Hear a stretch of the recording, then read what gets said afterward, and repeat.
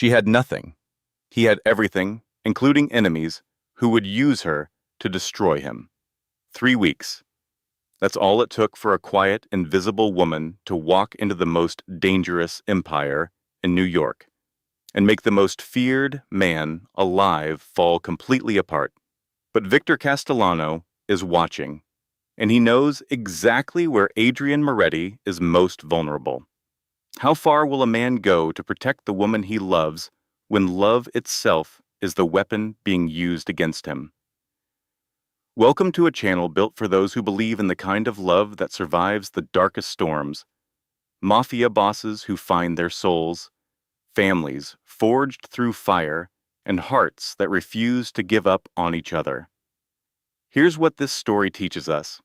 Power means nothing without someone worth protecting, and the right person will make even the most guarded heart choose to be human again. If that hit different like this video, share it with your best friend, tell me in the comments what you think Lena should have done, and subscribe because the next story is even more intense than this one. The elevator ascended 43 floors without a sound. Lena Hayes kept her posture perfect, her hands folded over her cream-colored blouse, her gaze locked on the climbing floor numbers.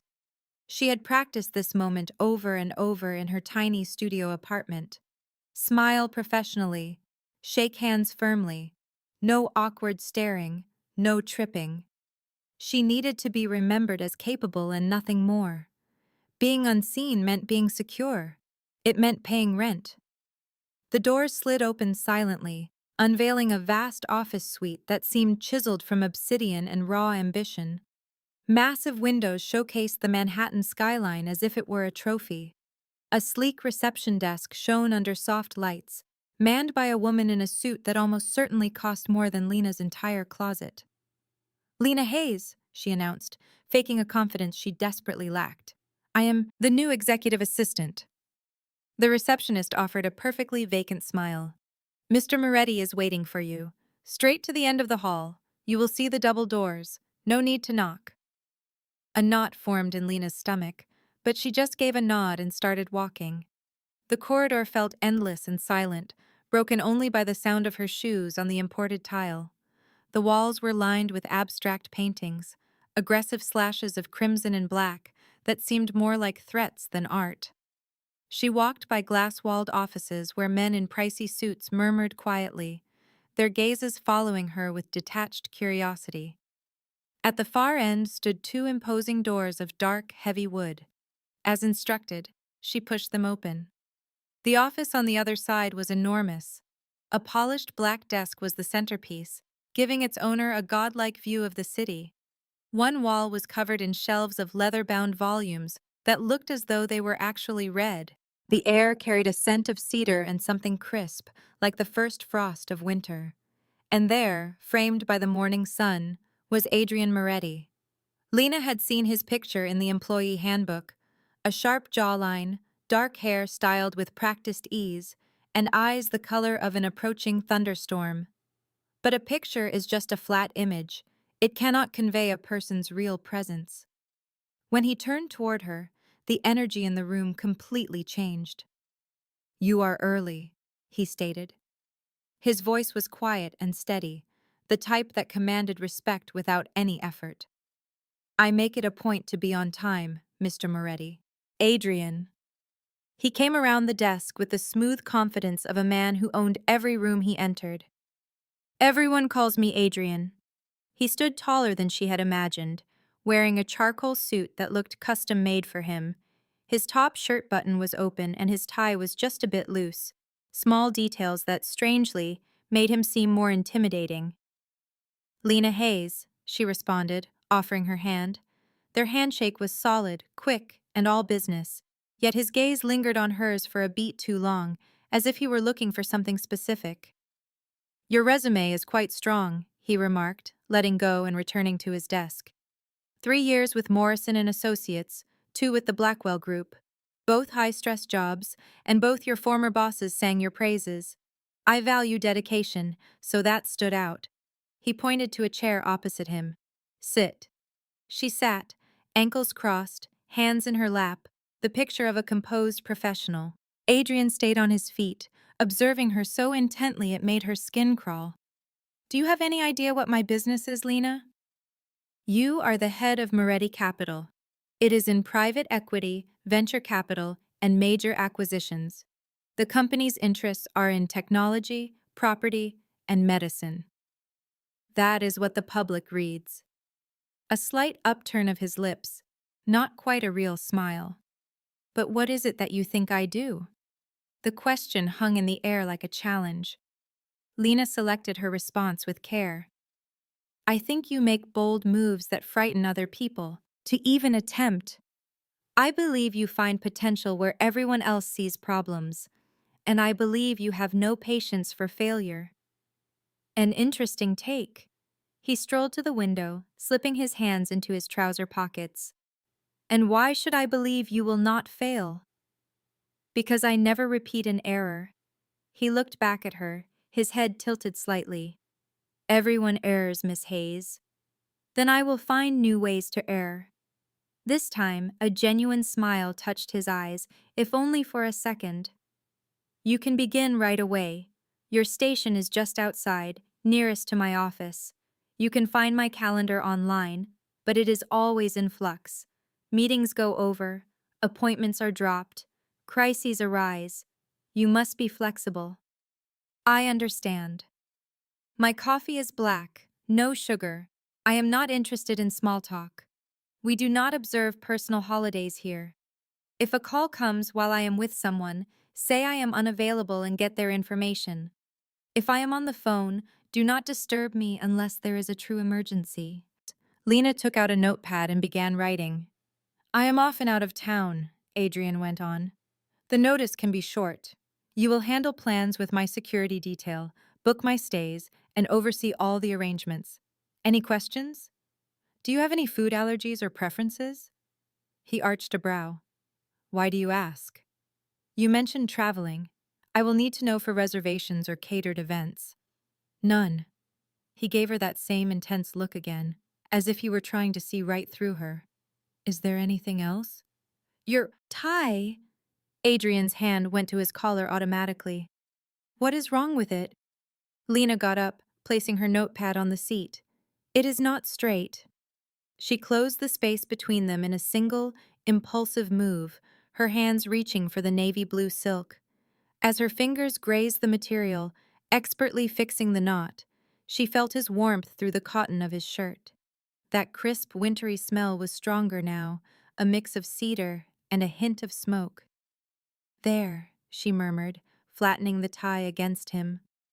As she began to move away, his hand closed around her wrist. It was not a harsh grip, but it was solid enough to hold her in place. Lena's breathing hitched. Lifting her head, she met his gaze, realizing he was much closer now, his eyes deeper and more intense than before. I should tell you something, Adrian said, his voice lowering to a near whisper. My employees rarely stay for long. I do fire people, yes, but more often this business just chews up and spits out anyone who is not hard enough. His thumb made a slow, deliberate circle on the tender skin of her wrist, directly over her pulse. And you, Lena Hayes, seem delicate. Her mind screamed at her to pull back, to create distance, to remind him of her professional role. I am more resilient than I appear, she managed to say. Really? His eyes flickered down to her lips before returning to hers. We shall see. Then he let her go. Lena retreated, her heart pounding in her chest. She picked up her notepad with a steady hand, determined not to show him how deeply he had unnerved her. I will be at my desk now, she stated, her voice surprisingly firm. Lena, she stopped by the door. Welcome to Moretti Capital. She could not risk speaking, so she just nodded once and left. Her new desk was a modern mix of glass and steel, standing guard right outside his office. A brand new laptop was open and ready, along with two large screens, a complex-looking phone, and a pile of folders marked urgent. Lena dropped into her chair and let out a long breath.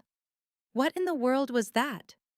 She was used to powerful bosses, men who believed their title allowed them to cross boundaries.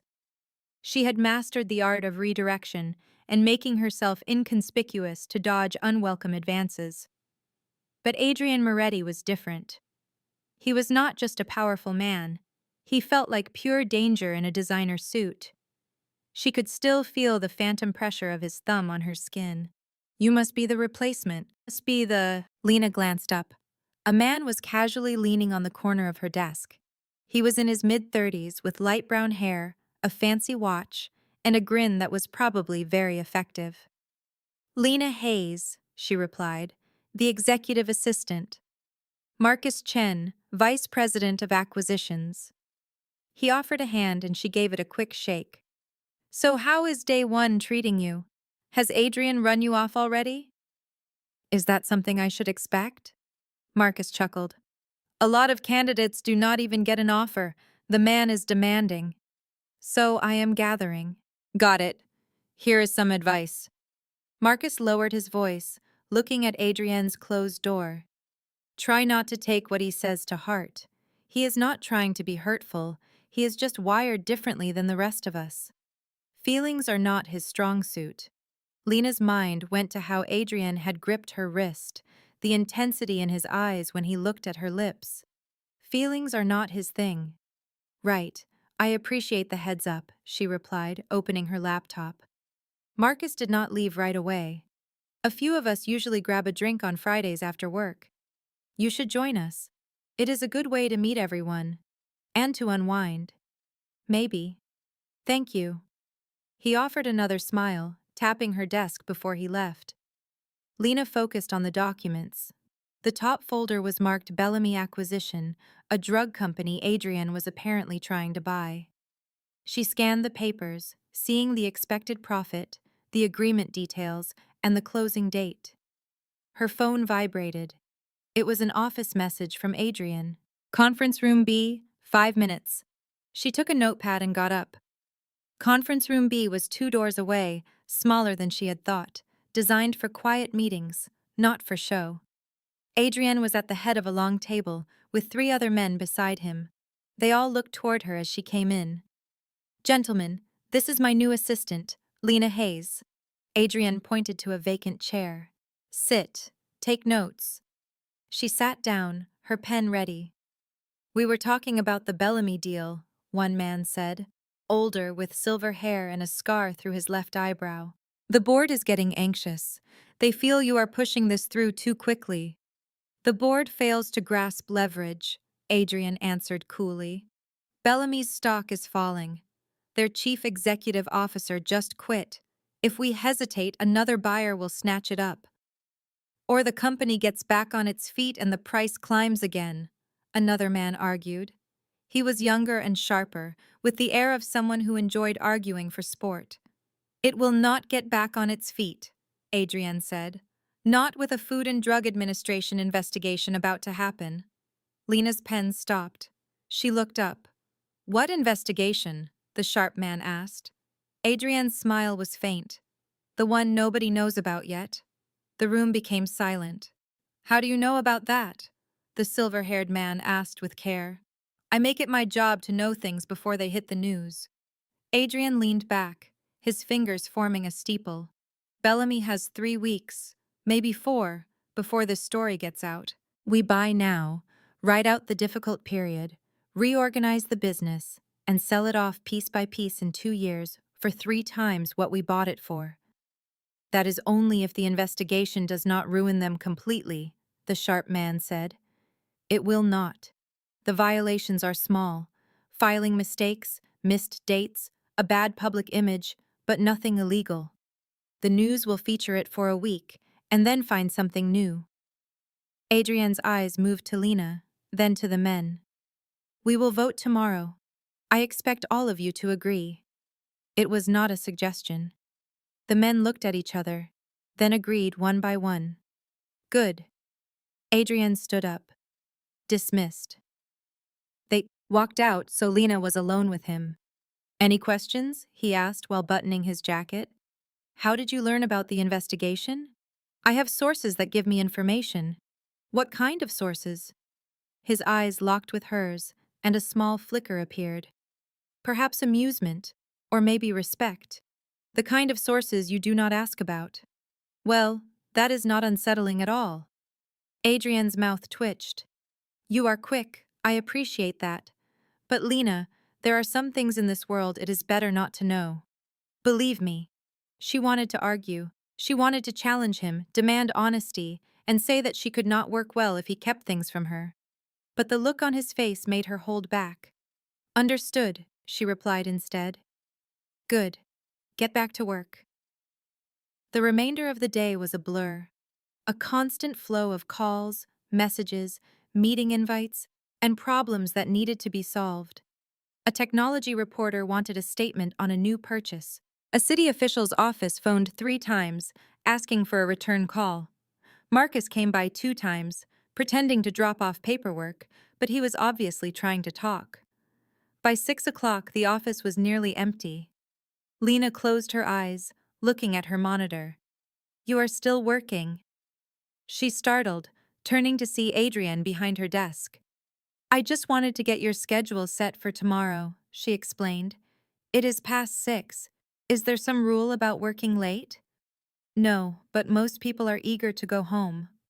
He watched her, his hands in his pockets. So what makes you different? Because I need this job. Everyone needs their job. Not the way I do. The words were more forceful than she meant. She softened her voice. I have rent to pay, student debt, and hospital bills from my mother's last stay. I cannot take the risk of being anything but essential. Adrian paused for a second. Your mother, is she sick? She had cancer. She is in remission currently, but the costs. Lena shook her head. It is not important. I will take care of it. I have no doubt you will. He looked at his watch. Go on home, Lena. You need to rest. Tomorrow is going to be a longer day. She saved her files and powered down her computer. Mr. Moretti. Adrian. Adrian. Thank you for this chance. He gave a single nod, already heading back to his office. Lena took her bag and walked to the elevator. As the doors shut, she saw him one last time through the glass, standing by himself in his huge office, framed by the city lights, like a king looking over his empire, or maybe just a man trapped by walls he made himself. Her apartment was a 4th-floor walk-up in a part of town that had not been renovated yet. The key always stuck.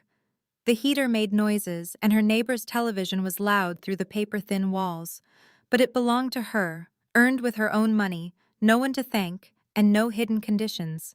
She took off her shoes, warmed up leftover pasta, and fell onto her used sofa. Her phone buzzed. It was a message from her mother. How was your first day, dear? Lena smiled and typed. Good. My boss is demanding, but he seems fair. I think this will be a good place for me. Another message. That is my girl. Do not let them push you around. I will not. Love you. She put her phone aside and looked at the ceiling, thinking about the day. The interview was tense but simple. The tasks were difficult but doable. It was all the other things that were confusing. The intense way Adrian had looked at her. The way her heart hammered when he touched her wrist. The warmth that spread through her skin when he got close, his warm breath near her temple. You seem gentle, Lena Hayes. She was not gentle. She had survived her father leaving when she was 12. She had survived getting through college by working 2 different jobs. She had survived seeing her mother fade in a hospital room, able to do nothing but squeeze her hand and say it would be fine. Fragile things shatter. Lena Hayes had taught herself how to be unbreakable. Yet something about Adrian Moretti made her feel delicate in a way she could not grasp. As if he could look past the defenses she had built for years, seeing the parts of her she hid from everyone. It was unnerving. It was risky. And it was precisely the kind of distraction she could not afford. She ate her pasta, showered, and got into her bed. The next day would be better. She would set boundaries, maintain a professional distance, and show that she deserved to be in that world, even if she was not from it. Sleep did not come easily, and when it finally did, she dreamed of stormy gray eyes and a low voice whispering warnings she should have listened to. Her second day began with pure chaos. Lena got there at 7:30, only to find Adrian was already in his office, fighting a war over the phone. I am not concerned with his demands. Adrian's voice cut through the wood. Our terms were absolute. If he fails to deliver, the deal is off. A short silence. Then let him make a move. He will learn that I do not respond to threats. Another longer silence followed. No, negotiations are over. Finalize it or end it. It is your call. The line clicked dead. Lena put her bag down and turned on her computer. Her desk phone rang instantly, an outside call. Adrienne Moretti's office. Put him on the line now. The man's voice was sharp, impatient, and held an accent she didn't recognize. May I have your name, please? Victor Castiano. He will know me. Lena looked at Adrian's still shut door. Mr. Moretti is currently in a meeting. I don't leave messages. Just tell him Victor called. Tell him the Bellamy matter needs discussion. Tell him it is urgent. He hung up. Lena looked at the receiver, a cold feeling spreading through her. She wrote down a message. Victor Castiano, regarding Bellamy. Urgent. She placed it on top of the pile. Adrienne came out 20 minutes later, looking unfazed by the earlier battle. Coffee, was all he said. Black, no sugar. Lena started to get up. I already got it. He showed her a mug from the kitchen, but your memory is good. He looked over the messages, his face blank until he saw Victor's name. His jaw clenched. What time did he call? 8:15. He said it was important. Urgent. With Victor, everything is urgent. Adrian balled up the note and threw it away. If he calls back, inform him I am not available.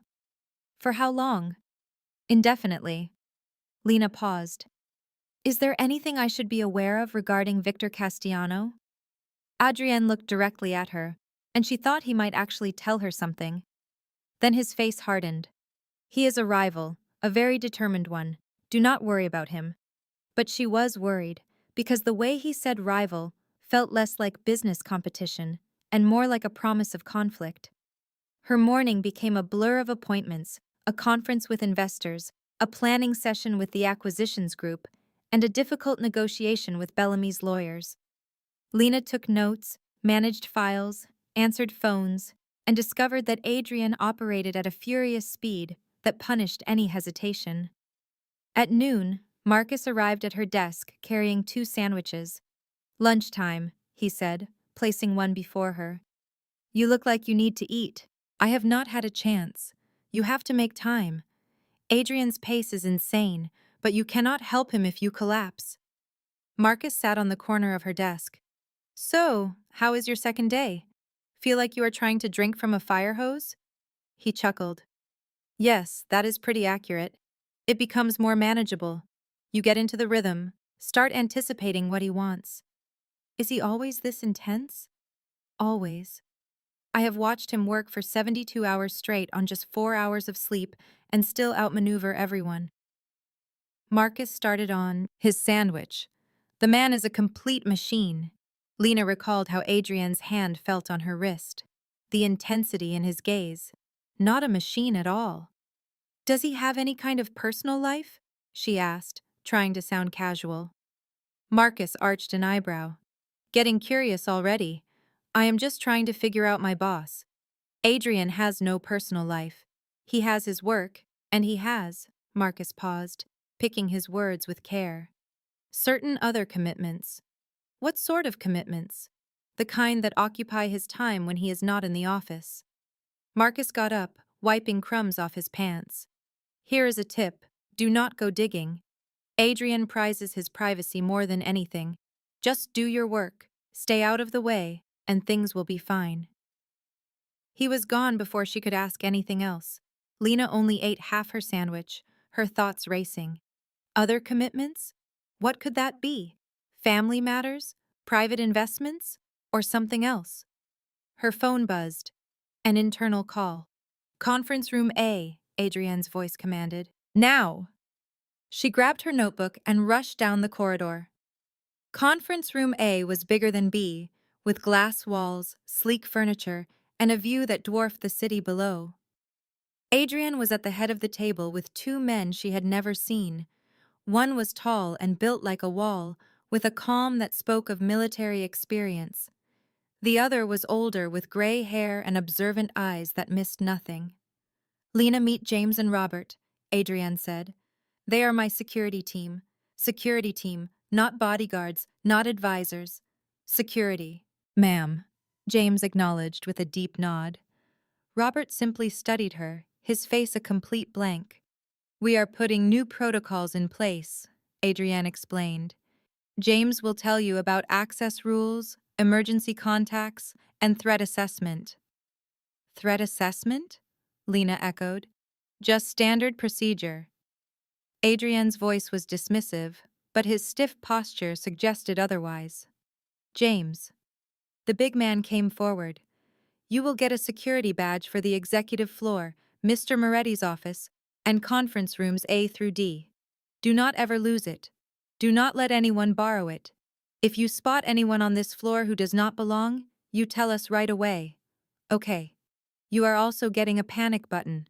It is small, discreet, and attaches to your keys. You push it, and we show up. No questions, no hesitation."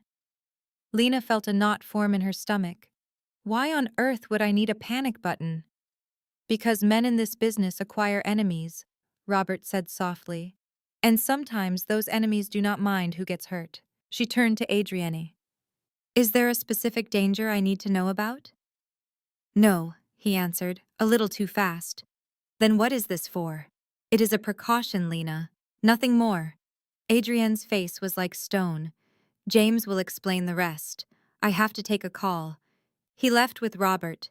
James gave her a badge and a small black gadget about the size of a lighter. "Carry this at all times. This seems like more than just a precaution." "Maybe it is, maybe not." James's eyes were firm. "But Mr. Moretti is careful with the people on his team. You are now his responsibility. That is important." "What is that supposed to mean?" "It means if someone wants to harm you, they will have to deal with us first." He gestured at the door. "That is all I can tell you. Any questions?" She had a million, but Lena kept them to herself. "No." "Good. Welcome aboard, Miss Hayes."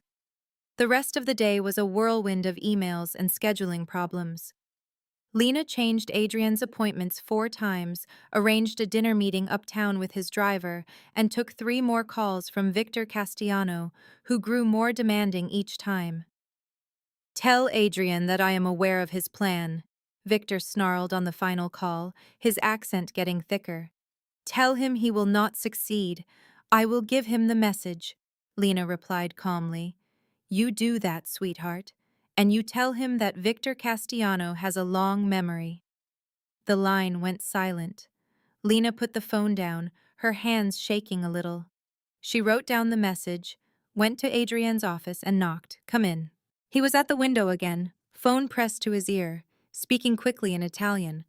He saw her, raised a finger, and then ended his call. "Sì, domani. Ciao." He put the phone down. "What is it?"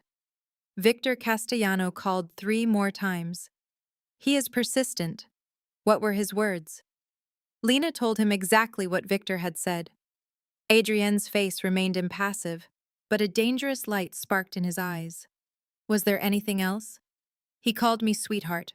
I thought you should be aware." "Did he now?" Adrienne's voice became dangerously low. "The next time he calls, put him through to tell me directly." "Understood." She turned to go. "Lena." She stopped. "If Victor or anyone else bothers you, you come to me right away. Got it?" "It was only a phone call. I do not care if it is a call, a message, or a stare from across the room. You tell me." His gaze was intense, unwavering. "This world has no mercy for those who wait. I can handle a possessive businessman. You should be afraid." Adrienne closed the space between them, forcing her to look up at him. "Victor Castellano is not a businessman. He is a hunter, and hunters go after easy prey. There it was again. Easy.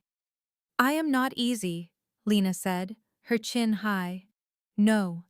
His hand came up, his fingers stroking her jaw with a softness that defied his nature. You came into my life with hope as your shield. It is the most fragile thing I have ever witnessed. Her breathing hitched. Hope is not a weakness. In my life, it is. His thumb followed the curve of her cheek. But perhaps that is what makes you a threat. I am not a threat. Are you sure? His eyes fell to her lips, staying just long enough to make her heart skip. You have been here 2 days, and I am already questioning rules I promised myself I would never break. What rules? A small, quick, and completely crushing smile appeared. That is the issue. I am not sure yet. He backed away, and the spell broke like shattered glass. Go home, Lena. It is getting late. She departed without a word, the spot he touched still warm on her skin. Day 3 provided answers. Victor Castellano phoned precisely at 9 a.m. Get Adriani on the line, he ordered. Just a moment. Lena put the call through instantly. She saw it all through the glass. Adrian answering, his face turning to stone, his body tensing, listening for 30 seconds before ending the call abruptly. He walked out of his office like a gathering storm. Pack a bag, he said. We are going to Chicago. Now? How long will we be gone? 2 days, possibly 3. He was already in motion, snatching folders from his desk. A car is downstairs. We are leaving in 20 minutes. Lena did not question him. She contacted the travel agent, booked their rooms, informed the Chicago branch, and updated Adrian's schedule for everyone involved. 18 minutes later, she sat beside Adrian in a black SUV, speeding toward a private airport over the river. Why Chicago? She inquired as the city raced by. There is an issue to resolve. Does this issue have a title? It has several. Adrian looked out the window, his features like they were chiseled from rock. Victor played his hand. Now it is my turn. What did he do? He turned to her, his gaze truly seeing her. He did something that will alter the entire game. The jet was modern, opulent, and ready. Lena had never been on a private flight, had rarely flown at all, but she remained calm as they got on, and the engines thundered to life and the earth dropped away below. Adrian was busy for the whole trip, his laptop out, phone pressed to his ear, using a blend of English and Italian she could not understand. She jotted down notes for him, retrieved documents he requested, and remained silent otherwise. 2 hours passed before they landed in Chicago. A similar black SUV was there.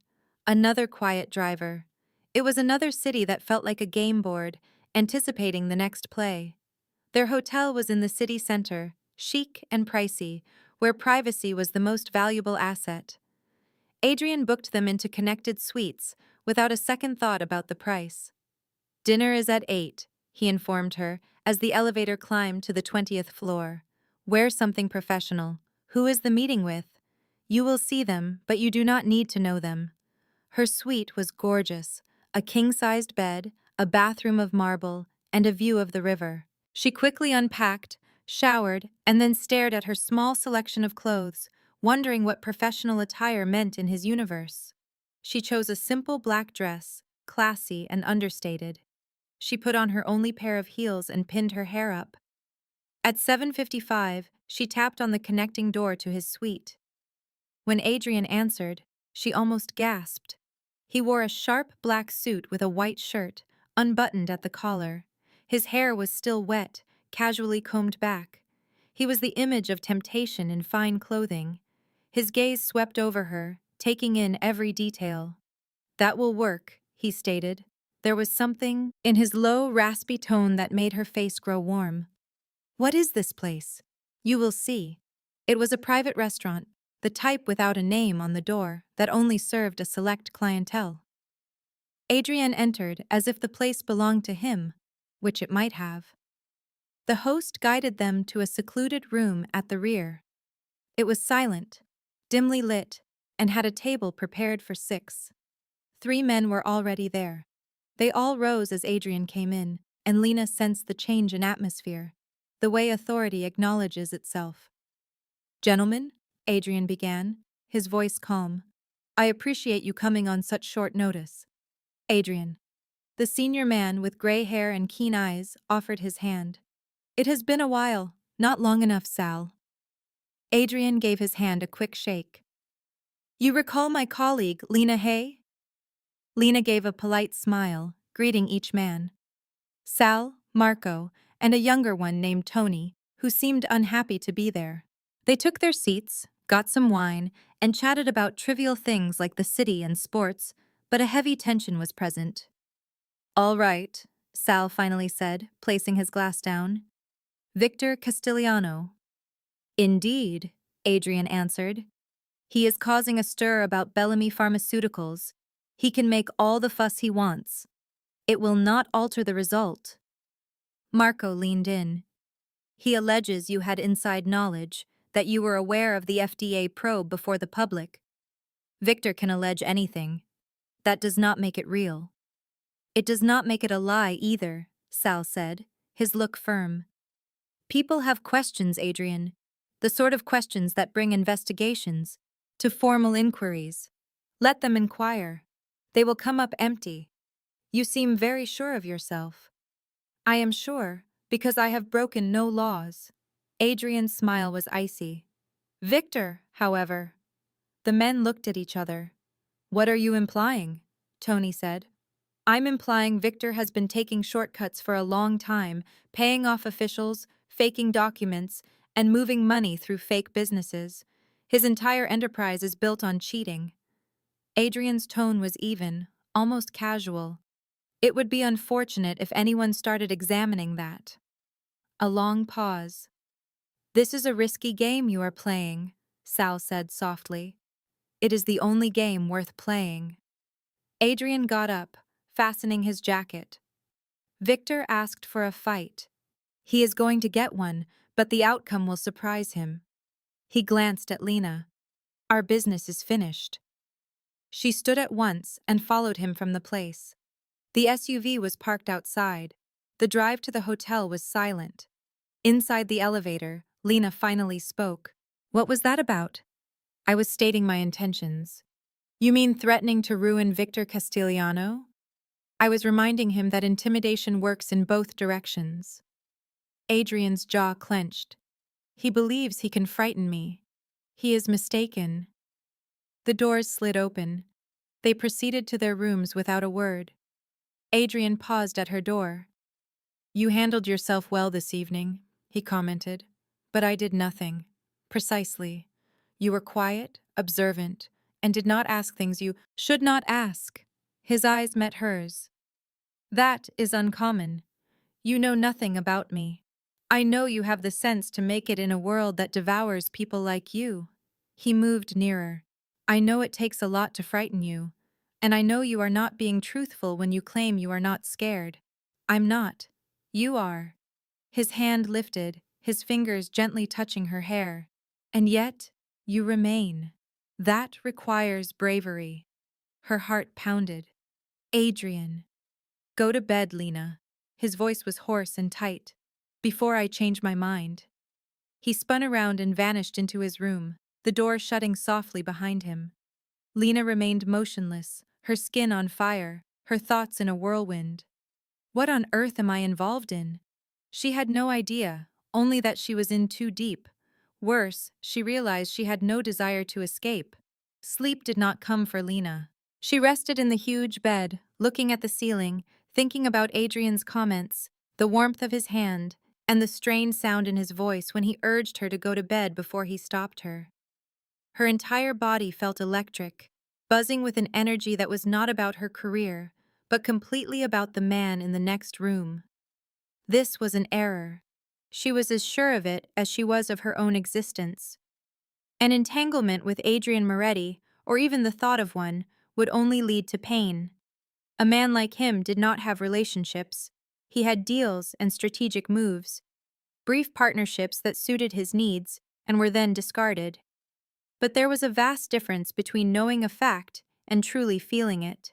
At 6 a.m., she abandoned any hope of sleeping and took a shower. By 7, she was in gray trousers and a cream-colored top, her hair tied back, her makeup subtle, all business and control. Nothing to betray that she had spent the night wondering what would have occurred if she had gone through the connecting door. She was checking Adrienne's agenda on her laptop when she heard him moving around in his suite. Footsteps, the murmur of an Italian phone call, and then quiet. At 7:30, he knocked on the door between their rooms. Lena opened it and found him fully dressed, looking perfectly rested despite the friction between them just hours ago. "Breakfast," he stated. "Downstairs in 15 minutes. I can have something sent up if you would rather." "Downstairs." His tone was final. The hotel dining room was mostly deserted, with early risers dotted among tables with white cloths and flowers. Adrienne picked a table in the corner that overlooked the entrance, a strategic choice that Lena was learning was his standard practice. They both ordered coffee, eggs, and toast, but neither of them ate. "We have 3 meetings today," Adrienne informed her, looking at his phone. "The first is at 9. Some local developers are interested in a partnership on a new project downtown. The second meeting is lunch with the Castellano family lawyer." Lena's coffee cup stopped on its way to her mouth. Victor's lawyer, who was also his cousin model, a man by the name of Paul Castellano. He is from a different part of the family, with different goals. Adrienne put his phone on the table. "Paul dislikes Victor just as much as I do. He has been searching for an escape from the family enterprise for a long time. And you are giving him that chance. I am giving him a clean break, with enough cash to make it worth the risk." Adrienne's smile was faint. "In return, he will tell me everything he knows about Victor's entire operation. That means financial statements, fake companies, foreign bank accounts, all of it." Lena absorbed this information. "That is more than just business. That is a declaration of war. I already told you Victor made his choice." Adrienne's eyes met hers. "I am only making certain he will regret it." "And the third meeting?" A change in his expression came and went so quickly she nearly missed it. "A private matter. Your presence is not required." "Understood." They ate the rest of their meal without speaking. At 8:45, the sport utility vehicle picked them up from the main entrance and took them to a shiny skyscraper on Michigan Avenue.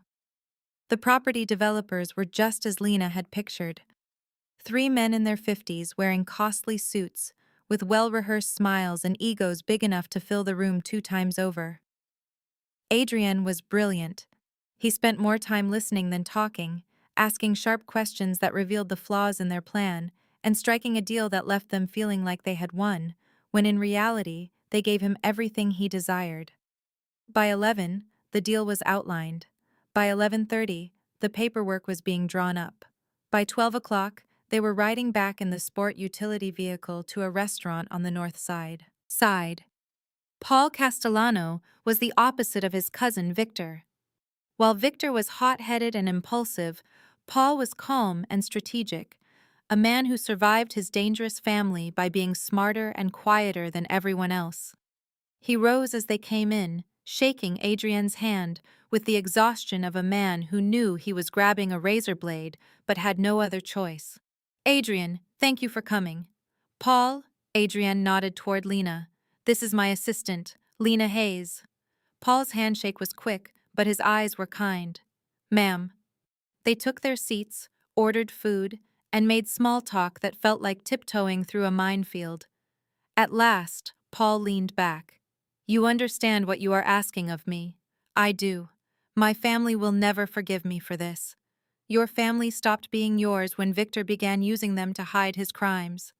Adrienne's tone was level and matter-of-fact. "You are not betraying them, Paul. You are saving yourself. You can tell that to Victor when he learns the truth." "Victor will not learn the truth. At least not from me." Adrienne took a folder from his briefcase and slid it over. "Everything you will need is right in there. A new name, new bank accounts, a new life. 24 hours after you deliver the files, you will vanish for good." Paul flipped open the folder and looked through the documents. His hands were shaking just a little. This is all real. I do not waste time on make-believe. But why do this for me? Paul looked up, trying to read Adrian's expression. Victor has been a problem for you for a long time. You could have dealt with him so many other ways. Why do it now? Why like this? Adrian paused for a second before he answered. Because he made a threat against something of mine. Paul's eyes shifted to Lena, then looked back at Adrian. A look of realization crossed his face. I understand. Do you? More than you realize. Paul shut the folder. I am going to need 48 hours to get everything together. Can you do that? You have 72. After that, this offer is gone. I understand. Paul got to his feet, placing the folder under his arm. Adrian, Miss Hayes, my thanks. He turned and walked away without a second glance. Lena waited until he was gone to say anything. He believes we are a couple. I am aware. You did not say he was wrong. No. Adrian's gaze met hers. I did not. Why is that? Because the reality is much more complex than a simple yes or no. He waved for the waiter to bring the check. And sometimes it is more useful to let people think what they want. They got back to the hotel at 2. Adrian went into his suite for a private meeting, which left Lena by herself with her computer and the distinct feeling she was on the verge of something huge and unseen. She worked for 3 hours on emails, schedules, and calls with the New York office. At 5, her phone vibrated with a message from Adrian. Finished for the day. Dinner at 7. Wear something nice. Lena just stared at the words. Something nice. Not business casual, not professional attire. Nice. She went to her suitcase and looked at her clothing with a sinking feeling. She had packed for business meetings, not for dinners that called for something nice. The black dress was her only real option, but she wore it the night before. Her phone buzzed one more time. A new text. Check the closet. With a confused frown, she went to the walk-in closet and opened the door. 3 expensive-looking dress boxes were stacked on a shelf, all from a designer boutique she could never afford. Her heart began to race. She opened the top box. It contained a silk dress the color of rich red wine that shimmered in the light. The second box had a dark blue gown with a neckline that was low but still elegant. The third was a simple, stunning emerald green dress. There was a note inside the green dress box.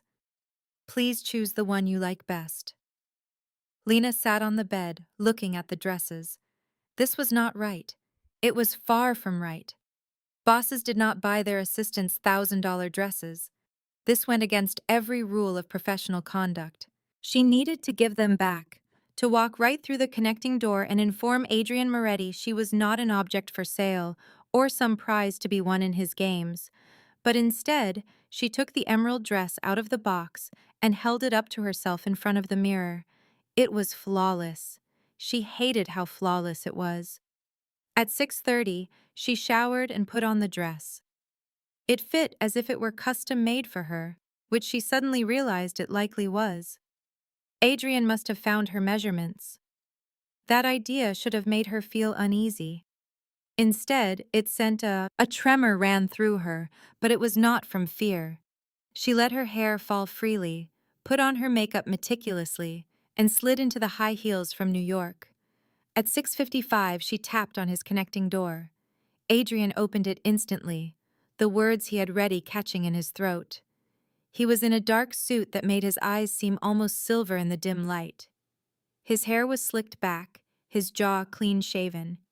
He looked absolutely stunning. His eyes roamed over her, and she saw something ignite in them, a mix of heat and hunger, and a darker feeling she could not place. Gorgeous, he murmured. Adrian, I cannot take this. You can, and you will. He moved in closer. Think of it as part of the job. You will sometimes have to go to events that demand a certain look. This is one of them. What event needs a dress like this? His smile was slow and menacing, the kind that valued appearances over reality. The restaurant was the height of luxury, even for Chicago. There were no menus, no prices, just a chef who served what he saw fit. The patrons knew that dining here was an honor, not a given. Adrian's table was in a secluded alcove with a view of the city, candlelight dancing on the white tablecloth. They chose a wine. Appetizers appeared unbidden, looking like delicate pieces of art that tasted of wealth. "Tell me something real," Adrian said out of nowhere. Lena glanced up from her meal. "What? Something real? Something you keep hidden from others?" He settled back, observing her. "I want to see the person behind the assistant." "Why?" "Because I'm done with masks. Everyone I know hides who they are. I want to see you without yours." She should have changed the subject, kept things light and professional. Instead, she heard her own voice admit, "I am scared all the time." Adrian became completely still. Of what? Everything. Of not being good enough. Of failing. Of turning into my mother, who worked 3 jobs to pay the bills while her dreams faded in a tiny, water-stained apartment. Lena's grip on her wine glass tightened. "I'm scared that my best efforts will never be sufficient, that I'm always one disaster from having nothing." "Is that the reason you took this job?" "Partly. The pay is incredible, far better than any other offer," she said, looking him in the eye. "But also because you frighten me." He raised an eyebrow. "I frighten you?" "Not how you imagine. You frighten me because you are the exact man I was warned to stay away from. Powerful, dangerous, and a person who takes what he wants without apology." She paused. "But also, when you look at me, I don't feel like I'm invisible. And I have spent my entire life learning how to disappear." Adrian remained silent for a long moment. Then, he said, "My turn." "For what?" "Something real." He put his glass down. "I sleep very little. I haven't for years. Most nights I get 3, maybe 4 hours before my brain begins listing every possible thing that could go wrong. Each threat, each weakness, each point of attack." His eyes locked on hers. "It is draining to live that way, but it is the only way I can survive." "What are you surviving?" "Expectations. My family's legacy. The burden of being a Moretti." His jaw clenched. "My father created a kingdom built on violence and fear. I inherited it all when he passed. The companies, the name, the enemies. I have spent 10 years trying to make his creation legitimate, to transform something corrupt into something lasting. But the past has a strong grip." "Is Victor a part of that past?" "Victor is every person who believes they can seize what is mine now that my father is gone." Adrian's tone was icy and restrained. "He is mistaken." The main course was served. Flawlessly cooked steak, roasted vegetables, and sauces Lena did not recognize. They ate at a relaxed pace, their talk turning to less personal subjects: art, travel, recent books, as their masks slowly fell back into place. Yet something was different. A wall between them had been broken. After the meal, they went for a walk.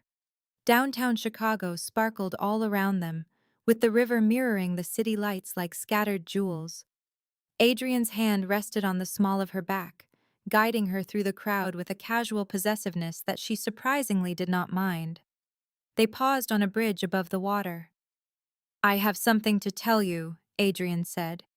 Lena felt her stomach clench. "What is it?" "Tomorrow, we have a meeting with a man who will not be tricked by professional distance or careful words." He turned to her directly. "He will notice how I look at you. He will notice this dress, this dinner, and the fact that I cannot seem to stop touching you.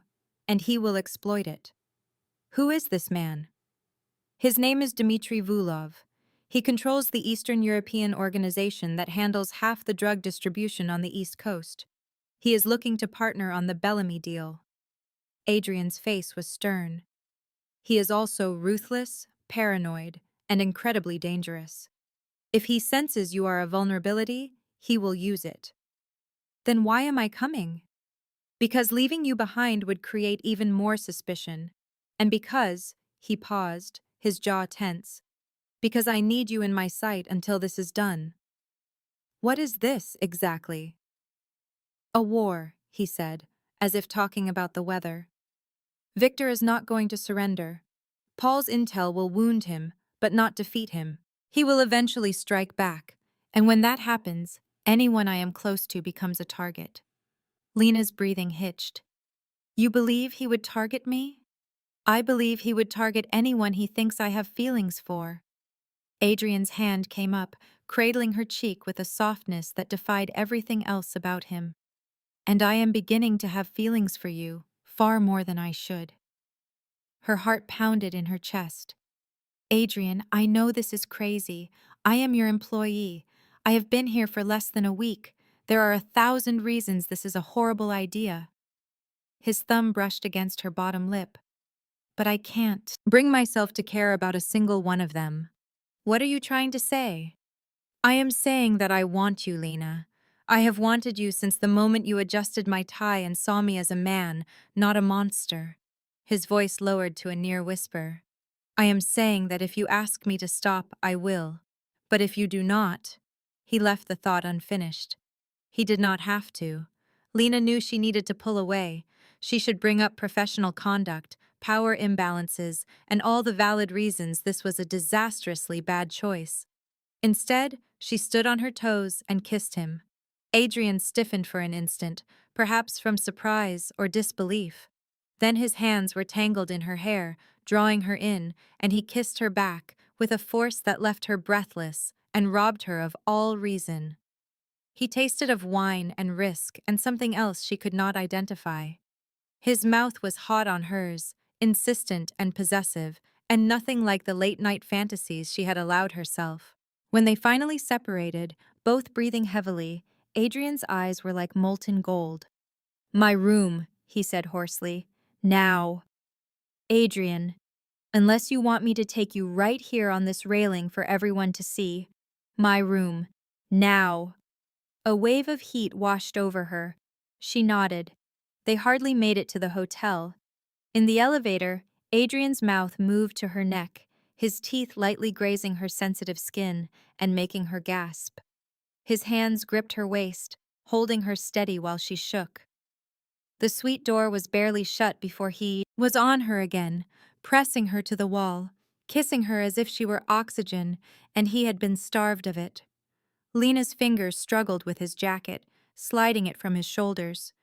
His hands located the zipper on her dress, pulling it down with agonizing slowness. Say you want this, he whispered against her lips.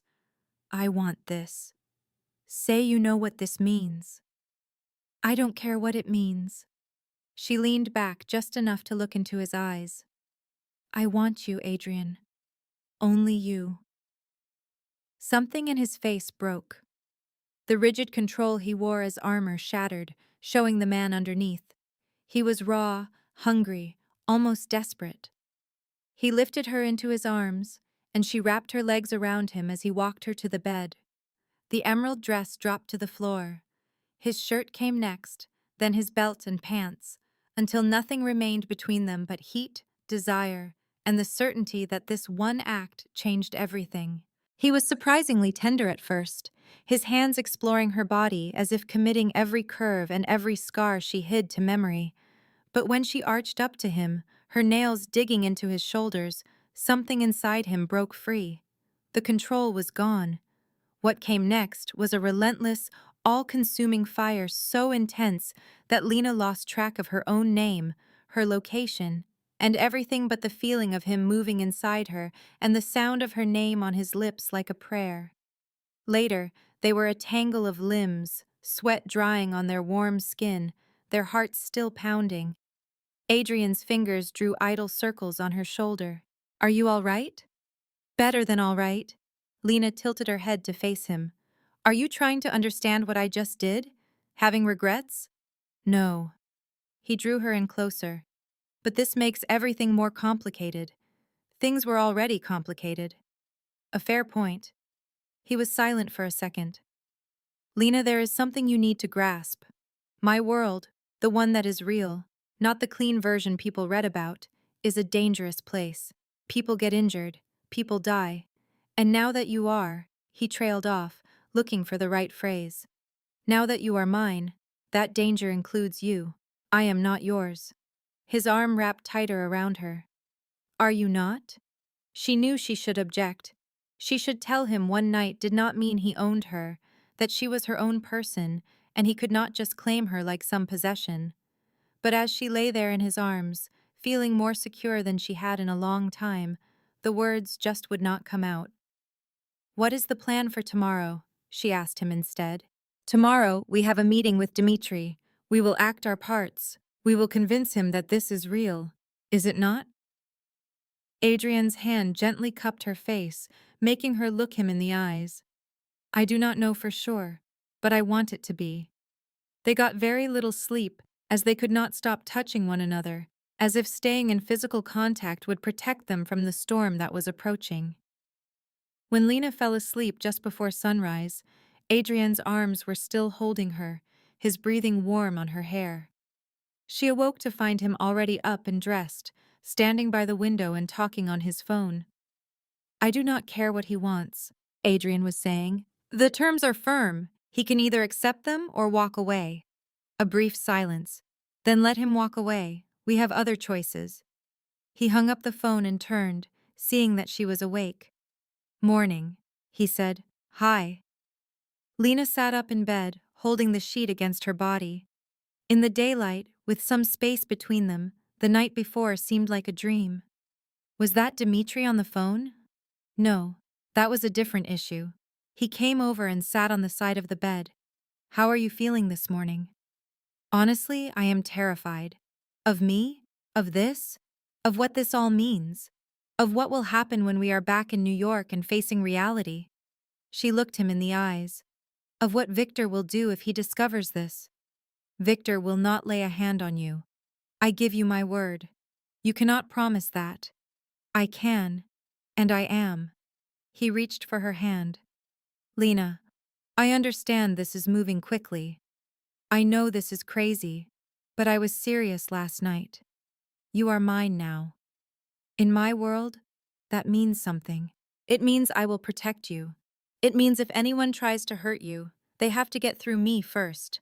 That is not how a normal relationship is supposed to work. We are not normal, and this is definitely not a normal relationship.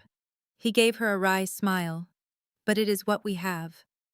Lena wanted to protest, to list all the reasons this was sure to end badly. Instead, she leaned in and gave him a soft, slow kiss, making a promise she was not certain she could keep. When is our meeting with Dmitri? She asked after they pulled apart. At 12 o'clock. We have some time. For what? His smile became mischievous. I can imagine a few things. They almost did not make it to the meeting on time. Dmitri Vulov was precisely what Lena had imagined, and yet somehow worse. He was tall and muscular, with pale eyes that saw everything, and a smile that was completely empty. He greeted Adrian with the reserved air of one powerful hunter meeting another. Moretti, it has been a long time. Dmitri. Adrian gave his hand a short shake. This is my associate, Lena Hayes. Dimitri's gaze scanned her from head to toe, cold and calculating. Charming. The word sounded like a deep insult. Their meeting took place in a private room of a very exclusive club, the type that served people who cared more about privacy than anything else. Dmitri was accompanied by two men who were silent and threatening, their eyes following every single move. So, Dmitri began after they had sat down. Bellamy Pharmaceuticals, that is quite a bold move you are making. It is a very strong acquisition, Adrian answered. It has strategic value, a solid foundation, and potential for more growth. And the federal investigation is a small issue. It will pass. Victor Castellano does not seem to agree. He has been complaining about your business practices. Adrian's face showed no emotion. Victor has a right to his own opinion. He also has a right to be upset. You acquired something that he wanted. Dimitri's pale eyes moved to Lena, and he stared just long enough to make her uncomfortable. That seems to be a habit of yours. I take what is valuable, Adrian said, his voice cool, and I protect what is mine. Possessive, Dimitri said with a smile. I can appreciate that, but possessions must be protected. Are you able to protect your investments? I always have. Even from someone like Victor doesn't play by the rules, and neither do I. Dimitri's laugh was a cold, sharp sound. No, I imagine you do not. He settled back into his chair. I will be your partner on Bellamy. A 60-40 split in my favor. 50-50, or this conversation is over. Adrian considered it, then Dimitri spoke again. 55-45, final offer. Done. Dimitri offered his hand. They shook. The meeting went on for another hour, covering details, logistics, and timelines. Lena took notes automatically, feeling Dimitri's gaze drift back to her again and again. When they were finally in the SUV and headed for the airport, she released a breath she hadn't known she was holding. That was brutal. I know. Adrian pulled her into his side. But it was necessary. He just kept looking at me like I was something to be acquired. He was trying to rattle you, to remind you that in his world, everything and everyone has a price tag. Adrian's arm grew tighter around her. It did not work. They flew to New York in silence, each lost in their own thoughts. When the city lights appeared in the plane's window, Lena felt reality hit her like a tidal wave. Tomorrow meant going back to the office, to professional lines and careful space, and the lie that nothing was different. But everything was different. At her apartment, Adrian walked her to the entrance despite her saying he did not have to. I will see you in the morning, he said. Adrian, we have to discuss how we manage this at the office. It will work however we decide it works. People are going to see. Let them. He kissed her on the forehead. Get some sleep. Tomorrow is going to be a long day. He left before she could object. Inside her apartment, Lena fell onto the couch and just stared at the ceiling. Her phone vibrated. It was a text from her mother. How is Chicago? She replied quickly. Complicated. I will tell you later. It buzzed again. This time it was Adrian. Sleep well. And Lena, no regrets. She smiled in spite of herself. No regrets, she typed back. But as she fell asleep, she could not escape the feeling that she had just stepped over a line she could never go back across. And whatever was next would challenge everything she knew about survival, about loyalty, and about being chosen by a man who lived in the shadows. The office felt strange when Lena arrived on Monday morning. Or maybe she was the one who had changed. She was not sure anymore. The marble floors were the same, the glass walls were the same, and the Manhattan skyline was still framed like a painting. But she now knew how Adrian's hands felt in her hair, knew the sounds he made when she touched him, and knew the pressure of his body on hers in a high-priced hotel room. She dropped her bag at her desk and tried to will her heart to slow down. Adrian's door was closed, with muffled voices coming from inside. She logged on to her computer and opened his calendar. He had meetings straight through until 3, then a conference call with investors, followed by dinner with a technology CEO who was seeking Moretti Capital's support for an artificial intelligence startup. Her phone buzzed. A message from Adrian. Good morning. It was just 2 words, but they made her cheeks warm. Morning, she replied. Coffee? I already have 1. But thank you. Professional, detached, just as it ought to be. So why did it feel so wrong? The morning passed in a blur of emails and telephone calls. Marcus stopped by 2 times, making small talk about his weekend and asking if she had adjusted well. She smiled, nodded, and told him nothing personal, the way she had trained herself to do. Invisible once more, safe once more. But she did not feel safe any longer. At noon, Adrian's door opened and 3 men emerged, all with stern expressions. Adrian stood in the doorway and met her eyes. Lunch, he said. In my office now. Lena took her notepad and went inside with him. He shut the door after her, and the air suddenly felt thick with tension. Adrian was standing with his back to her, his hands placed flat on his desk. That meeting was about Victor, he said, without looking at her. What about him? He is aware of Chicago, of Dmitri, of Paul. Adrian's shoulders were stiff with stress. Someone is giving him information.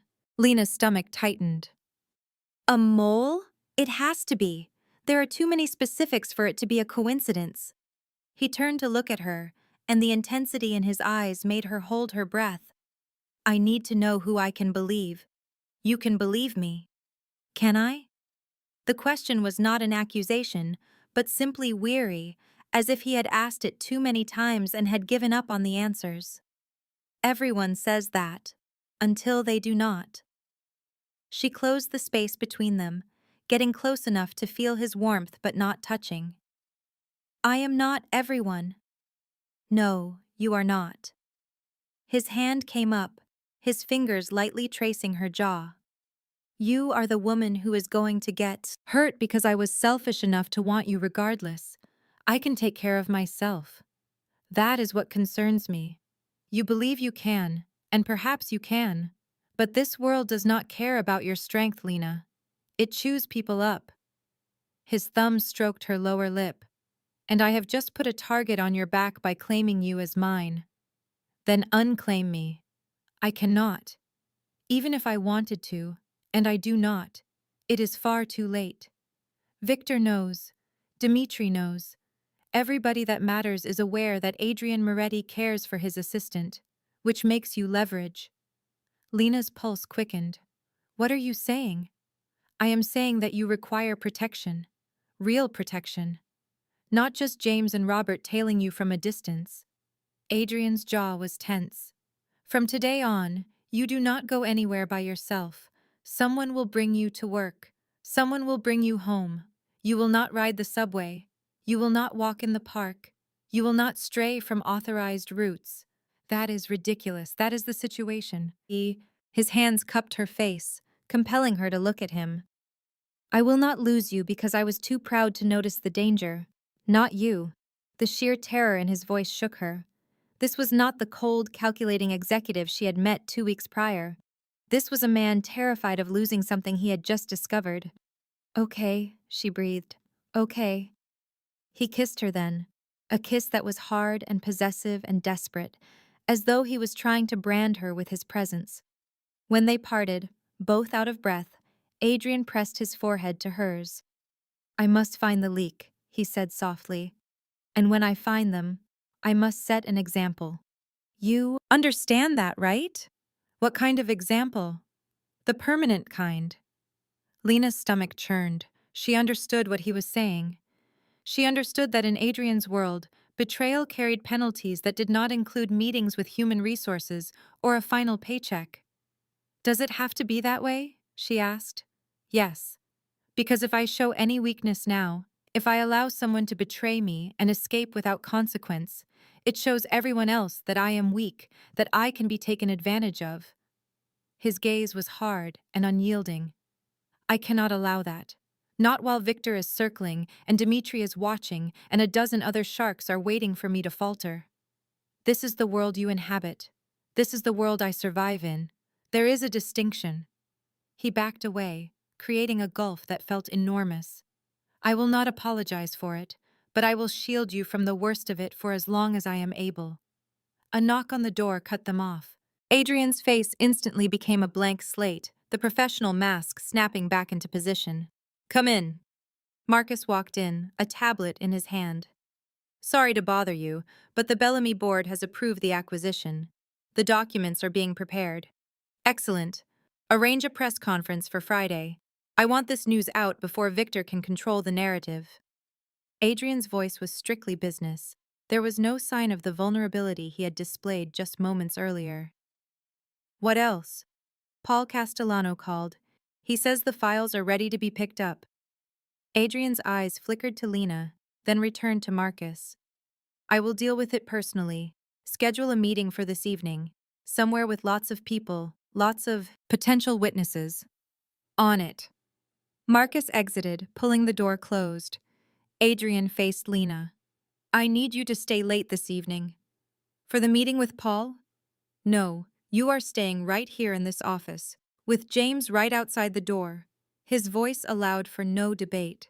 I cannot risk Victor making a move when I am preoccupied. I am not a princess that needs to be locked in a tower. No, you are a vulnerability that I cannot afford to have exposed. He took his jacket off the back of his chair. Stay put. Understood. Fine. He stopped in the doorway and looked back at her. Lena, I realize this is not what you wanted. No, she conceded. But I am still standing here. A hint of softness entered his expression. Yes, you are. He was gone, and Lena sank into the chair opposite his desk, her mind racing.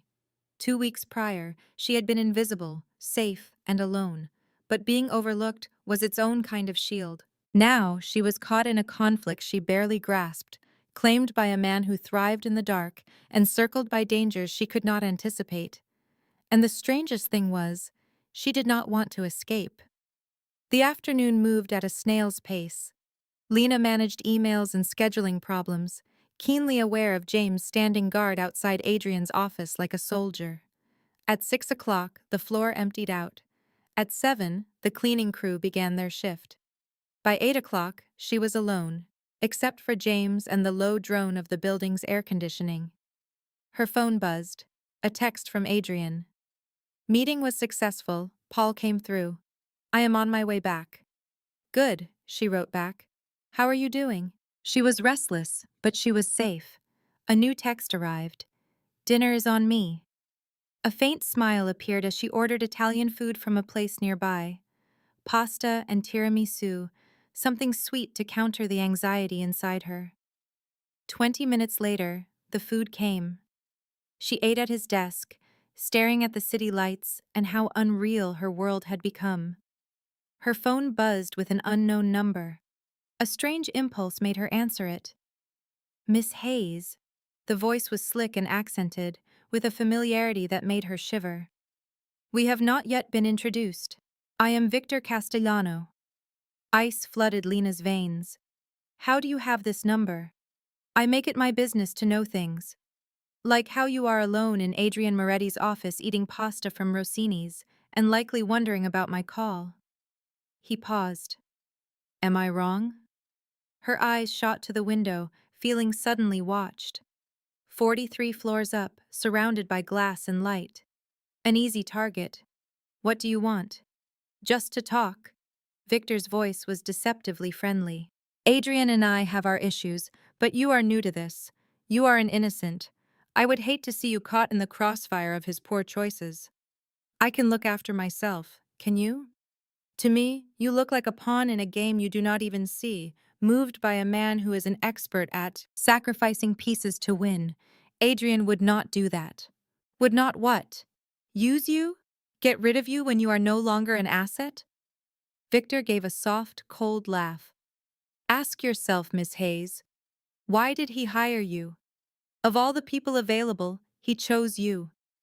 A nobody from nowhere, with no connections, no influence, nothing a man like him would ever value. Lena's throat felt tight. I do not have to hear this. No, but you should. I can give you something Adrian never will. A way out. A safe and secure future, where you do not have to worry about being discarded. I am hanging up. One last thing. Victor's voice became hard. Ask Adrian about Chicago. Ask him what happened to the last person who got close. Ask him about Elena. The call ended. Lena sat there frozen, the phone still to her ear, her heart pounding. Elena. Who in the world was Elena? The door opened and she jumped. Adrian stood there, his sharp gaze taking in her panicked expression. What is it? Victor called me. Adrian went completely still. What did he say? He tried to tell me you are using me, that I should be scared of you. She put her phone down. Who is Elena? The name landed like a punch. She saw him flinch, his face shutting down completely. Where did you hear that name? Victor said it. He told me to ask what happened to the last person who got close to you. Lena stood her ground and folded her arms. So, I am asking. Adrian was silent for a long time before he spoke. Close the door. She did. He went to the window and looked out over the city. His voice, when he finally talked, was carefully neutral. Elena was my fiancée 4 years ago. Lena felt her chest ache. What happened to her? She died. A car accident on the FDR, hit and run. They never found who did it. His reflection in the window was like stone. The police ruled it random. Bad luck. But you do not think so? No. I think it was a message. They murdered her to hurt me, to show me that no amount of power could protect the ones I love. He turned to her. And I believe Victor knows who did it, because he is the one who gave the order. The air in the room grew heavy. Can you prove it?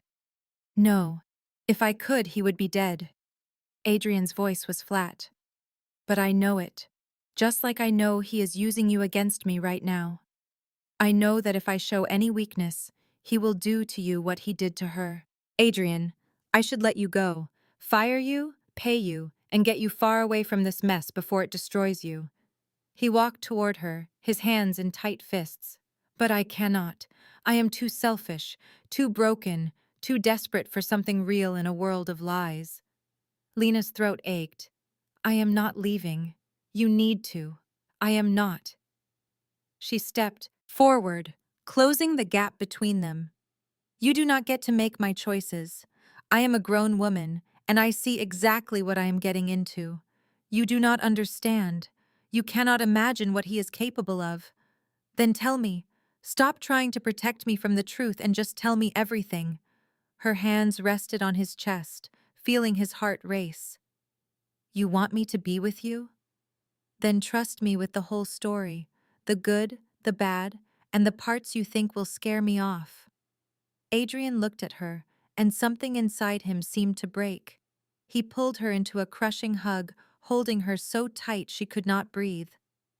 My father was a monster, he said into her hair. He dealt in drugs, guns, and money. He hurt people for sport and profit. When I was 16, I watched him beat a man to death over $50. $50. My father killed him and felt nothing. Lena held on to him. I swore I would be different. I would take his empire and make it legitimate. Clean business, no bloodshed. His voice cracked. But you cannot escape that kind of darkness. It poisons everything, and everyone I have ever cared for has paid for it. I am not, Elena. No, you are stronger and more stubborn than she ever was. He pulled back to look at her. But that will not stop Victor from coming after you. It will not stop the others who are circling. It just makes me more petrified of losing you. Then do not lose me. Fight for me. Lena framed his face with her hands, forcing him to meet her gaze. You said I was yours. Prove it. Not by hiding me away, but by trusting that I am strong enough to be your partner. You do not know what you are asking. I am asking you to let me choose. To see me as an equal, not something fragile. She gave him a soft kiss. I am asking you to fight with me, Adrian, not for me. He kissed her back with a desperate hunger, his hands in her hair, pressing her body to his. When they finally broke apart, out of breath, his eyes were burning. Okay, he said, his voice rough. Okay. But if you are in this, you need to follow the rules. What I say about security is the law. No arguments. James and Robert are not a suggestion, they are a fact. Understood? Understood. And if I do not make it, nothing is going to happen to you. If I do not, he insisted, there is an envelope in the safe behind that painting. He nodded to a piece on the wall. It has everything you need to disappear. Instructions, accounts, contacts. You take it, and you run. Do not look back. Adrian, promise me. She wanted to refuse, to tell him she would never run. but the raw fear in his eyes stopped, her cold. "I promise," she whispered. He kissed her forehead gently. "I will end this. Victor, the insider, all of it. And after that, we will have a normal life. Simple dinners, quiet weekends, arguing about the dishes. That sounds perfect. It sounds impossible, but I will make it happen." He stepped away, fixing his tie. "Come on, I am taking you home. I have my own apartment." "Not tonight. You are staying with me, where there is actual security, not a doorman on his phone." Adrian grabbed his jacket. "Do not argue." She would not. Being alone after Victor's call was a terrifying thought. They went down the elevator in silence, with James a few steps behind. The garage was mostly empty, their footsteps echoing. Adrian's hand rested on her back, guiding her to a black car that was not from the company fleet. The 20-minute drive through the sleepless city brought them to his building in Tribeca. It was a tower of glass and steel with security that needed 3 forms of identification to get inside. His apartment was the penthouse, a huge space with floor-to-ceiling windows, minimalist decor, and art that cost a fortune. It should have felt cold and empty. Instead, it felt like him, controlled, powerful, with secrets hidden just below the surface. Things most people would never know. "Make yourself at home," Adrian suggested, loosening his tie. "I have a few calls to make. Help yourself to wine in the kitchen, and there is food in the fridge if you are hungry." Lena explored while he vanished into a room she guessed was his office. The main room led to a terrace with a view that simply took her breath away. The kitchen was a mix of marble and steel, so perfect it looked like no one ever cooked there. Then, the bedroom. She stopped at the entrance. A king-sized bed, dark linens, more huge windows. Everything was expensive and stylish, yet it all felt strangely empty despite the opulence. "You can take the bed if you want." She spun around to see Adrian leaning on the doorframe, his jacket off and his collar unbuttoned. "Where are you going to sleep?" she wondered. "Wherever you tell me to." She offered him her hand. He walked over, took it, and let her guide him into the room. They took their clothes off slowly this time. There was no rush, just a quiet connection of skin touching skin, their breaths mixing, and their hearts beating as one. When he was inside her, it felt completely different from Chicago. It was not rushed but careful, as if he was trying to remember every noise she made, every reaction she had to his touch. Later, they were a tangle of limbs, with her head resting on his chest as his fingers drew light circles on her shoulder. "Tell me about her," Lena murmured. "Elena." Adrian was quiet for so long that she began to think he would not reply. Finally, he spoke. "She was a good person, far too good for a man like me. She had a job She worked for a non-profit, spending weekends in soup kitchens because she believed in the goodness of people." His voice was heavy with old pain. "I tried to keep our worlds apart. I thought if I just built enough walls between my work and my life with her, she would be protected. But she was not. Victor knew precisely where to strike. He found the only soft part of me left, and he utterly destroyed it." Adrian's arm wrapped tighter around her. "I will not repeat that mistake." "What mistake?" "Believing I can keep you separate, thinking I can shield you by pretending you are not involved in this." He moved, pushing himself up on an elbow to look at her. "If you want to stand with me, you must see everything. Tomorrow, I meet with my family. My real family, not the business partners or board members. These are the people who knew my father, helped him build everything, and still expect me to uphold certain traditions." Lena felt her stomach clench. "Why?" "Because I require their help to defeat Victor. And they need to meet you." His thumb gently stroked her cheekbone. "They must understand you are now under my protection, that if anyone hurts you, they answer to me, and to everyone loyal to me." That sounds horrifying. It will be. These are not corporate men, Lena. They are soldiers, killers, Men who survived in a world that shows no mercy for weakness. He took a breath. But they are also loyal. And when they accept you as mine, they will die before they let anyone touch you. And if they do not accept me, they will. I will make the alternative very clear. His smile was cold and full of menace. I am still a Moretti. That name still commands respect. They will fall in line, or they will learn what happens when they refuse. Sleep did not come easily, as her mind raced with all she had learned. Victor's phone call, Elena's fate, the family meeting, and the approaching war she was not ready for.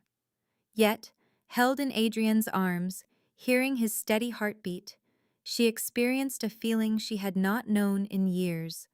She felt chosen. Morning arrived too quickly. Adrian was already up when she opened her eyes. He stood by the window on his phone, speaking rapid Italian with a tone of command, not suggestion. He hung up and turned, seeing her watching him. Coffee is in the kitchen. There are fresh clothes in the guest room closet. I had some things delivered last night. He walked to the bed and kissed her forehead. We have to leave in an hour. Wear an outfit that shows you belong by my side. What is that supposed to mean? It means you should look expensive, confident, untouchable. His smile was wry. Everything you already are. Just dress the part. The guest room closet was filled with enough designer clothes for a small store. Lena picked a charcoal pantsuit with a silk blouse the color of dark blood, and she wore heels that gave her 3 extra inches of height. She pulled her hair into a tight knot, carefully applied her makeup, and studied her reflection.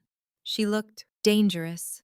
She looked as though she could stand beside Adrian Moretti and not even flinch. The meeting was in Brooklyn, at a restaurant that was closed for their private event. Adrienne's hand rested firmly on her lower back as they entered, with James and Robert following them like shadows. 7 men were seated at a large table, their ages from the mid-30s to the late 60s. They all rose as Adrian came in, and the intense focus of their combined gaze made Lena's skin tingle. "Gentlemen," Adrian said with a smooth voice, "thank you for being here. I want you all to meet Lena Hayes."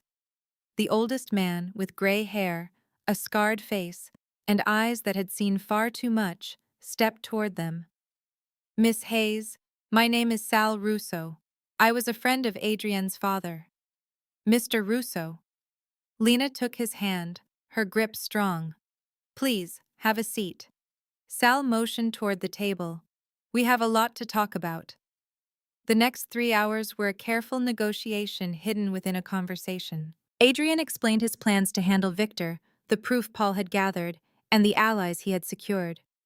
The men listened, asked sharp questions, and challenged any strategies they felt were too dangerous. And through it all, Lena sat next to Adrian. She said nothing but observed everything. She saw them testing him, searching for any weakness. She saw them watching her, trying to figure out if she was a problem or a solution. She saw the precise moment their opinion shifted from cautious to accepting. By the time their lunch arrived, the tension in the room had faded. "You have chosen well," Sal said to Adrian while looking at Lena. "She has a spine of steel." "I know," Adrian answered. "But even steel will break if you are not careful." Sal's face turned serious. "Victor will not play by the rules. He will attack her with everything he can. Let him try." Adrian's hand found Lena's beneath the table, giving it a soft squeeze. "He will learn that I am very good at protecting what is mine." The meeting concluded with handshakes and pledges of support. Walking back to the car, Lena finally allowed herself to take a deep breath. "You did well," Adrienne told her softly. "I did not do anything." "Exactly. You let them see you without putting on a show. That is more unusual than you might think." He held the car door open for her. "They will spread the news. By tonight, everyone important will know that Lena Hayes has Moretti protection. And Victor will make his next move very soon." Adrienne got into the seat next to her. "But this time, we will be ready." A war was brewing. Lena could feel it coming, could taste it like metal on her tongue, and she had just chosen her side.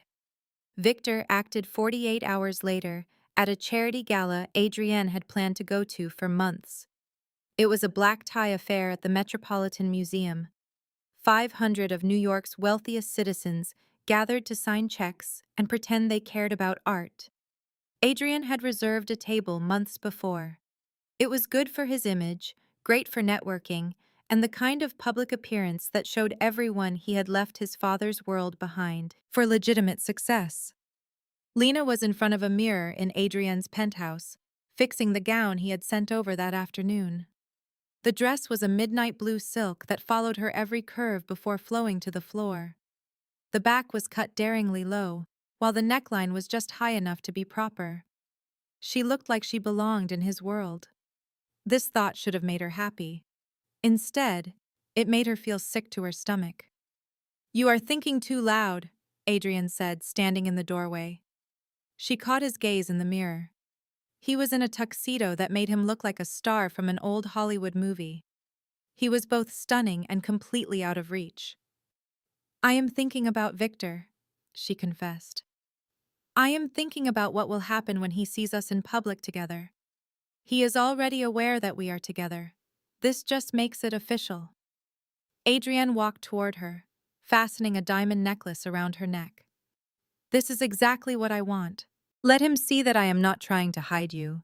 Let him see that I am not scared. But you are scared."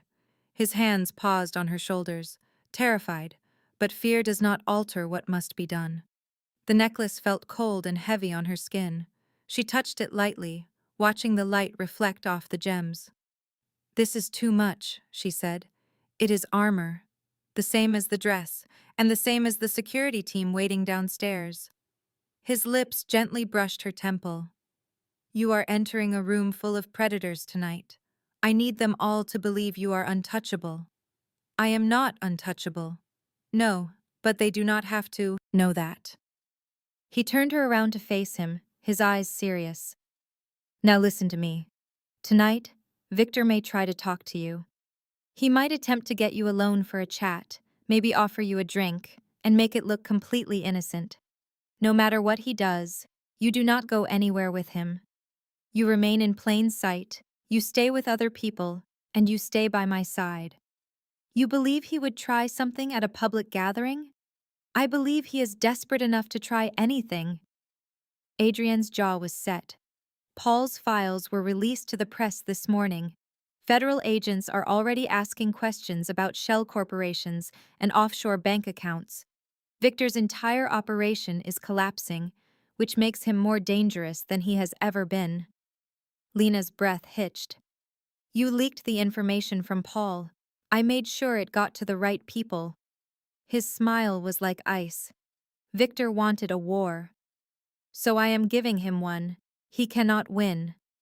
The gala was just as Lena had imagined, but worse. Crystal chandeliers hung from the ceiling, champagne was everywhere, and women wore dresses that cost more than most people's cars. She walked in on Adrian's arm, completely aware of all the eyes following them, and the quiet whispers that trailed behind them. Adrian Moretti had arrived with a woman. Adrian Moretti, who never brought guests to public functions, who had been seen alone for years, who had built such high walls that most had given up trying to get over them. The gossip started immediately and spread like fire. "Smile," Adrienne whispered near her ear. "Let them wonder." She smiled and let him lead her through the room.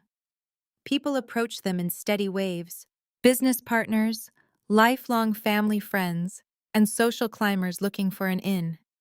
Adrian moved through them all like a professional, his hand always resting gently on her back. "Adrian Moretti," a female voice announced. "Look what the cat dragged in." They both turned and saw a stunning brunette in a red dress, holding a champagne flute with a smile as sharp as a knife. "Vivian," Adrian said, his voice flat. "You look good. And you look surprisingly settled down." Vivian's eyes scanned Lena with obvious curiosity. "Are you going to introduce me to your new friend, or are we going to act like this is a business meeting?" "Lena Hayes. Vivian Chen. Vivian is in charge of the Chen Foundation." "A pleasure," Lena said, holding out her hand. Vivian's grip was quick, almost dismissive. That name rings a bell. I'm on Adrian's staff. Oh, how very progressive of him. Vivian's smile grew wider. So tell me, sweetie, what is the secret to going from employee to +1? I could always use some career advice. The insult hit its mark perfectly. Lena felt Adrian get stiff next to her, but she kept her face calm. I imagine it is the same way someone goes from new money to acting like old money, Lena answered sweetly. It is all about smart moves and committing to the role. Vivian's eyes narrowed. How cute. Adrian, where on earth did you dig her up? She's the one who found me. Adrian's voice was firm and final. Now, if you will pardon us, Vivian. He led Lena away before Vivian had a chance to say another word. I am sorry about that, Adrian murmured. Vivian and I have a past. What kind of past? The uninteresting kind. We went out a few times years back. We both knew we worked better as business partners than lovers. His hand gave her waist a slight squeeze. She was no threat.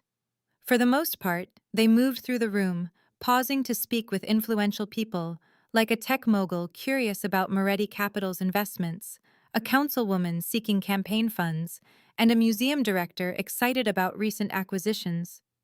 Lena handled her role flawlessly, engaging but brief, curious but not overly eager. She always let Adrian lead while showing she was more than just a pretty face. She excelled at this. She understood the act, the delicate art of saying everything by saying nothing. It felt like she had been unknowingly preparing for this world her whole life. You are handling this wonderfully, Adrian whispered as they approached their table. I am completely drained. Just 2 more hours. Then we can go. He held her chair for her. I have to circulate, greet a few people, and remind them why they contribute to my causes. Please wait here. Have a glass of champagne. Take in the scenery. Adrian, James is at the east entrance. Robert is watching the terrace. You are safe. He gave her a kiss on the forehead. I will be back in 15 minutes. He then vanished into the crowd, leaving her at a table with 6 unfamiliar faces that regarded her with a mix of interest and disapproval. Lena took a sip of champagne she did not want and engaged in meaningless conversation, just counting the minutes. 12 minutes in, a man walked up to their table. He was tall, with broad shoulders, a costly suit, and a cold smile. Victor Castellano. Lena's blood ran cold. Miss Hayes, he said with a smooth voice, we finally meet. May I have a seat? Every part of her wanted to say no, to look for James, to get away. But escaping would signal weakness, and in their world, weakness was like blood in the water. Mr. Castellano, she replied evenly, I do not think that is wise. Oh, I assure you, I am harmless. He sat down anyway, taking the seat next to her. A lovely event, would you not agree? Although the crowd is far more interesting than the artwork. If you are attempting to win me over, it is not working. I am not trying to win you over. I am trying to help you. Victor leaned in, his voice low. Do you have any idea what Adrian did to the last person who crossed him? I have no interest in your tales. You ought to be. Her name was Maria. She was an employee, just like you, loyal, hard-working, and she thought she was special to him. His smile was cruel. But then she slipped up. She spoke to the wrong people. She revealed things she was not supposed to, and Adrian discovered it. Lena's hands tightened in her lap. I am sure you have a reason for telling me this. The reason is that Maria vanished, disappeared completely. No remains, no clues, simply gone. Victor's gaze was fixed on hers. That is the fate of those who get too close to Adrian Moretti. They end up dead or they just vanish. Elena is dead. Maria is gone. What do you imagine will happen to you once he is finished with this little game? I think you are getting desperate, Lena said, holding his gaze. I think your business is collapsing and you are looking for any advantage you can get. But I am not an advantage, Mr. Castellano. I am not a piece on the board you can play against him. Everyone is a piece on the board. Some just fail to see it until they are the one being sacrificed. Victor rose and fastened his jacket. When you realize your true value to him, think about this conversation, and remember that I presented you with an escape." He then turned and vanished into the crowd. Lena remained seated, her heart pounding as Victor's words replayed in her mind. Maria, another woman, another person who had become entangled with Adrian and suffered for it. Was he being truthful? Or was this all a ploy, a calculated lie meant to create a rift between her and Adrian? "Are you all right?" She flinched, turning to see Marcus taking the seat Victor had just left. "I am fine," she said. "Just weary." "I noticed Victor speaking with you. What was he after?" "To create uncertainty. To make me doubt everything." She drank some champagne with a trembling hand. "Did he succeed?" "Honestly, I am not sure anymore." Marcus paused for a second. Then he spoke. "I have been with Adrian for 6 years. During that time, I have seen him be harsh, distant, and strict. I have also witnessed him save companies that were destined to collapse, offer second chances to those who did not merit them, and bear the burden of his father's mistakes as if they were his." He stopped. "He is not without flaws, but he is not the evil person Victor wants you to see." "What about Maria?" Marcus's demeanor changed, first surprise, then realization, and finally something that seemed like fury. "Victor mentioned Maria to you. Was he not supposed to?" "Maria was an accountant who took $3 million from Moretti Capital and escaped to the Cayman Islands. Adrian did not make her vanish. She vanished on her own after she robbed him." Marcus leaned in closer. "Victor manipulates the truth to use as a weapon. That is his way. Do not let him influence you." Adrian came back a few moments later, his gaze immediately locking onto Lena's. What he saw in her expression made him look stern. "What is wrong?" "Victor stopped by for a chat," she said softly. Adrian's jaw tensed. "What did he tell you?" "Nothing that I wish to discuss here." She got up, her legs feeling weak. "Could we leave, please?" "Of course." He grabbed her hand and began guiding her to the exit. They had almost reached the lobby when Victor's voice called out from behind. "Leaving already, Adrian? The evening is still young." Adrian pivoted slowly, placing himself in front of Lena. "Speak your mind, Victor, then move aside. I simply wanted to offer my congratulations. The Bellamy deal, the government inquiry into my company, and how you have managed to turn my family against me." Victor's smile was venomous. "Quite remarkable. You have really taken after your father."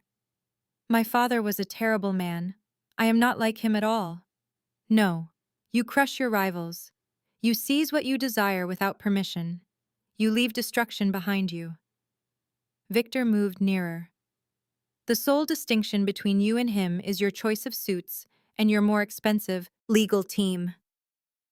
The distinction is that I am here and he is 6 feet under." Adrian's voice was frigid. "And you will be too if you do not step aside right now." Victor's gaze shifted to Lena. "Does she have any idea who you truly are? Is she aware of your secret dealings, the partnerships that sustain your business, the tainted money used to purchase her fancy clothes? She is aware of all that she needs to be. Is she aware of Elena and how you led to her death by involving her in this lifestyle?" Adrian acted so quickly that Lena barely registered it.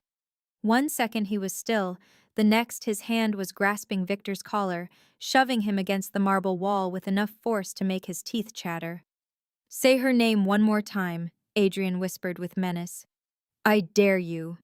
Security started moving in their direction, but James stepped in, his large body obstructing their path.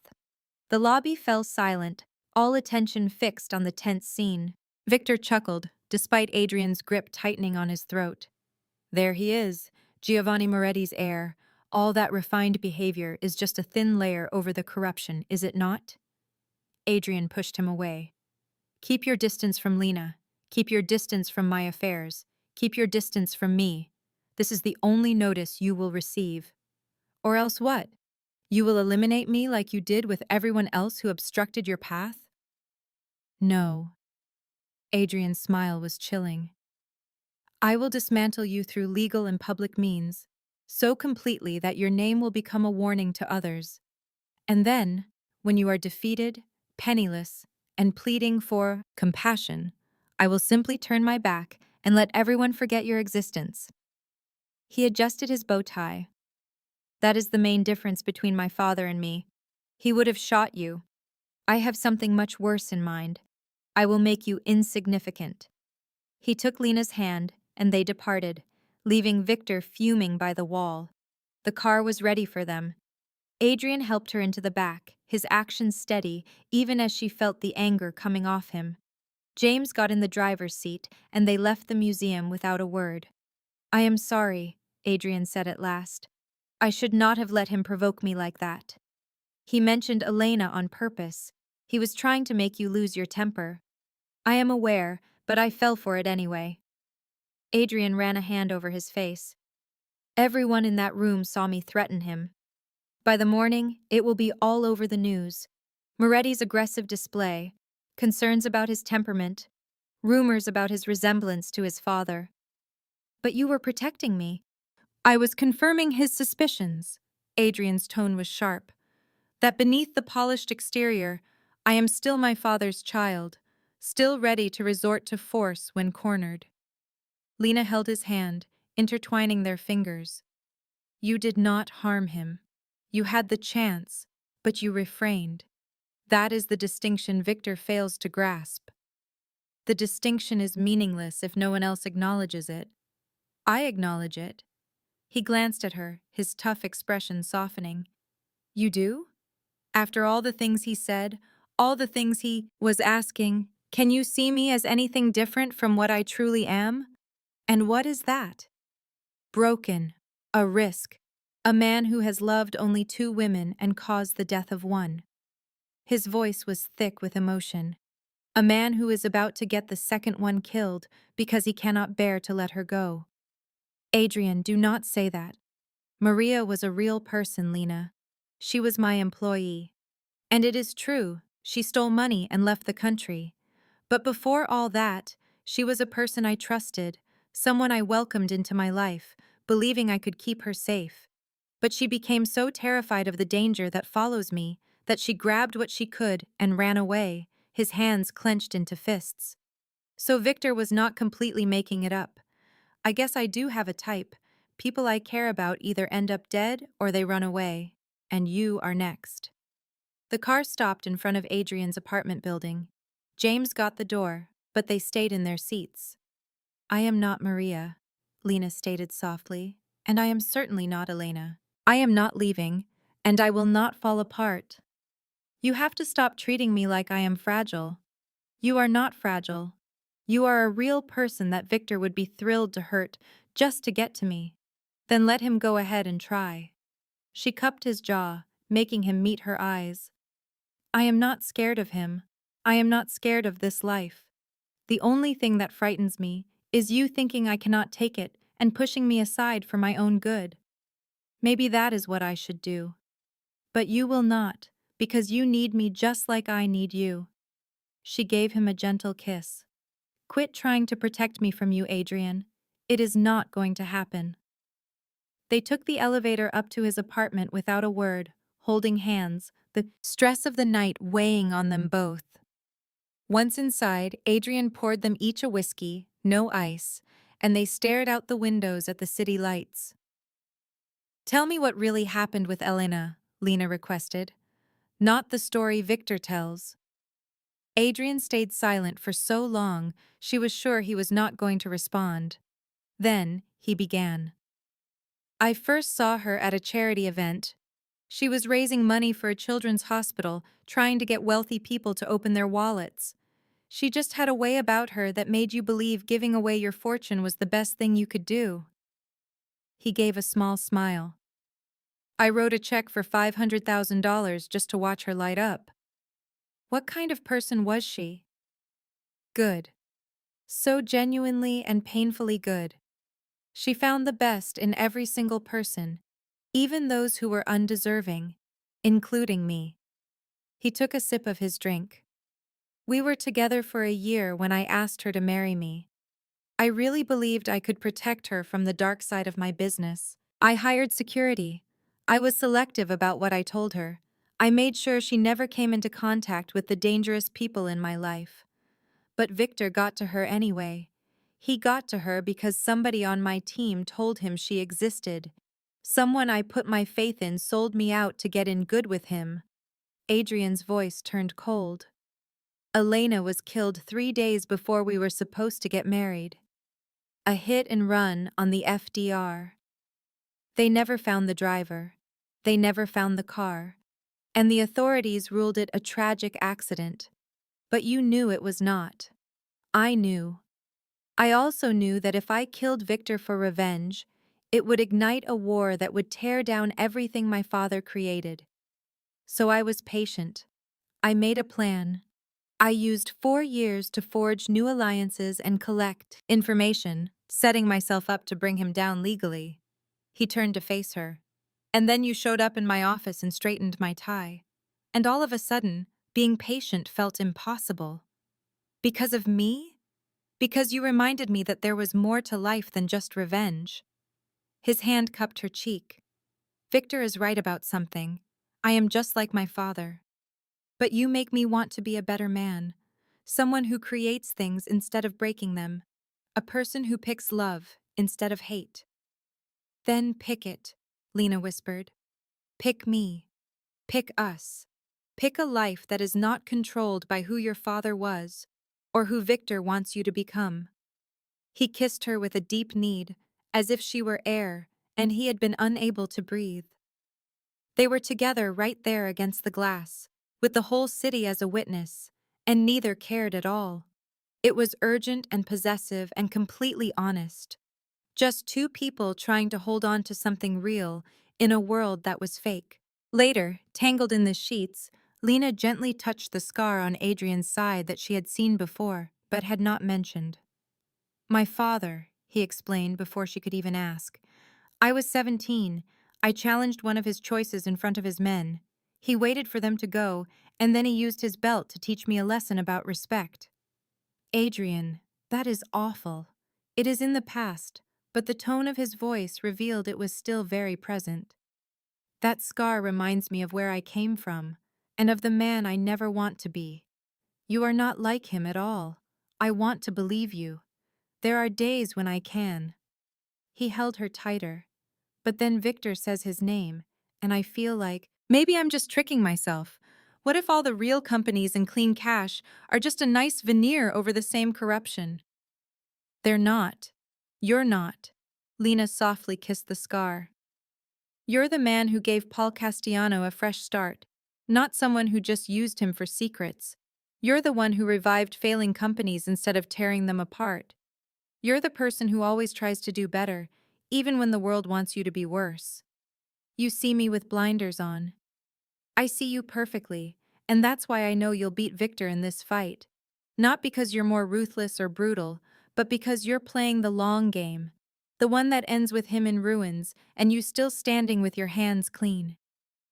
Adrian was silent, his fingers tracing circles on her back. I received some intelligence this afternoon, he finally said. Victor has something planned for Friday. I don't know what, but it's massive and organized. He's calling in every favor he's owed. The press event for Bellamy. That's my guess. A public space, tons of reporters, the biggest possible audience. If he wants to send a message, that's the time and place. Adrian's jaw clenched. Which means we have to be prepared. What can I do? Be safe, be seen, and believe in me to take care of this. He looked right at her. Can you do that? She wanted to fight him on it, to say she could help, that she was tough enough to be by his side for what was coming. But she understood that sometimes trust is about letting go and allowing someone to keep you safe, even when your gut tells you to handle your own problems. I trust you, she told him. Good, because Friday will be a turning point for everything. The following 3 days were a whirlwind of activity. Adrian consulted with lawyers, security experts, and public relations advisors. He worked with federal agents on Victor's foreign bank accounts.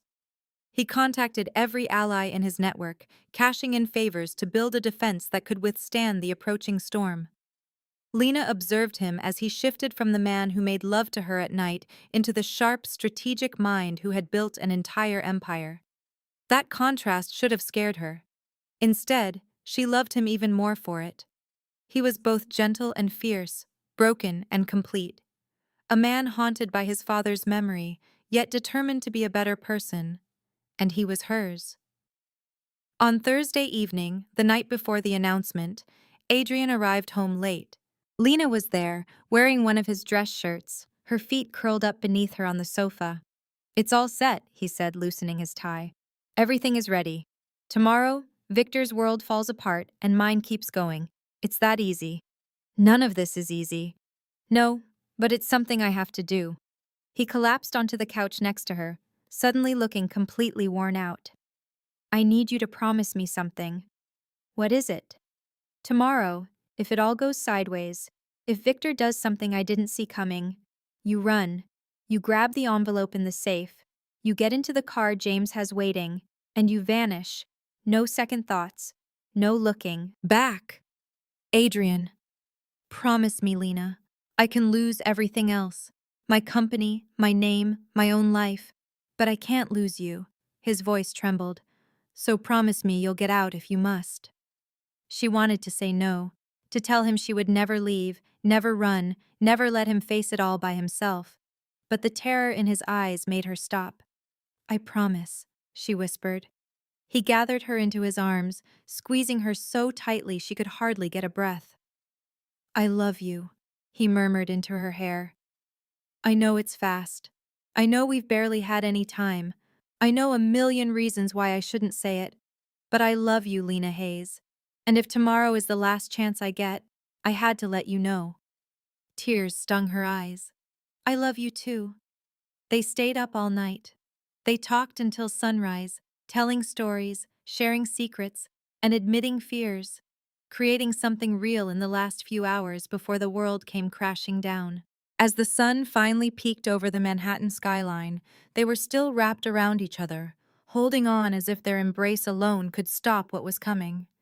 But it was coming, ready or not, and Victor Castellano was bringing a war. The press conference was set for 11 in the morning at Moretti Capital headquarters. It was in the same polished conference room where Adrian had first warned Lena about the dangers of his life.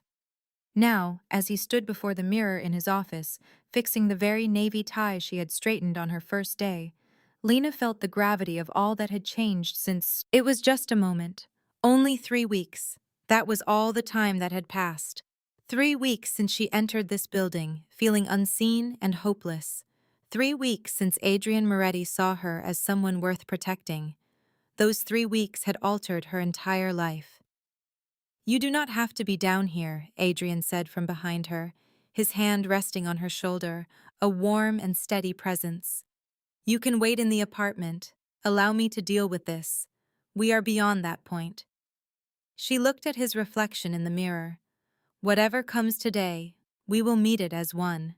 His jaw set, but he gave a small nod. "James and Robert are going to be inside. Sal has his men watching every exit. We have tripled the security. Victor will not get within 50 feet of you. Do you believe he will show up? I believe he cannot risk staying away." This conference reveals the Bellamy purchase, details his financial crimes, and establishes me as the legitimate businessman who cleaned up this entire sector. Adrian's smile was frigid. It ruins him in public. He must make a move. "What if he does something you cannot anticipate? Then I will adjust. I have done this my whole life, Lena. I predict threats. I plan for every outcome. I stay 3 moves ahead of everyone who wants me gone." He guided her to face him. "Victor is desperate, and that makes a man reckless. But being desperate also makes a man careless.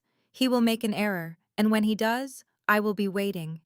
A tap at the door cut them off. Marcus peered in, looking stressed. "The press is showing up. We are all set up and prepared. The investors have the first row, with board members seated just behind."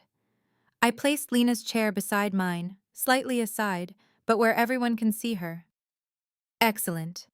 Adrian adjusted his cuffs. Is there any sign of Victor?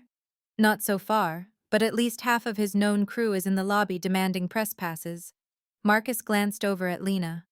Security has them held back, but they are causing a scene about freedom of the press and public access. Let them cause a scene. They will not get inside. Adrian picked up his notes from the desk. 15 minutes. Let us finish this. The conference hall now looked more like a political event. A line of cameras stood against the back wall. Reporters occupied the middle section. Investors and board members were on either side. The lectern was at the front. The Moretti Capital logo glowed behind it, large and powerful. Lena sat next to Marcus, feeling every eye on her. She had selected her clothes with care that morning, a gray suit that was professional but not harsh, along with the diamond necklace from Adrian.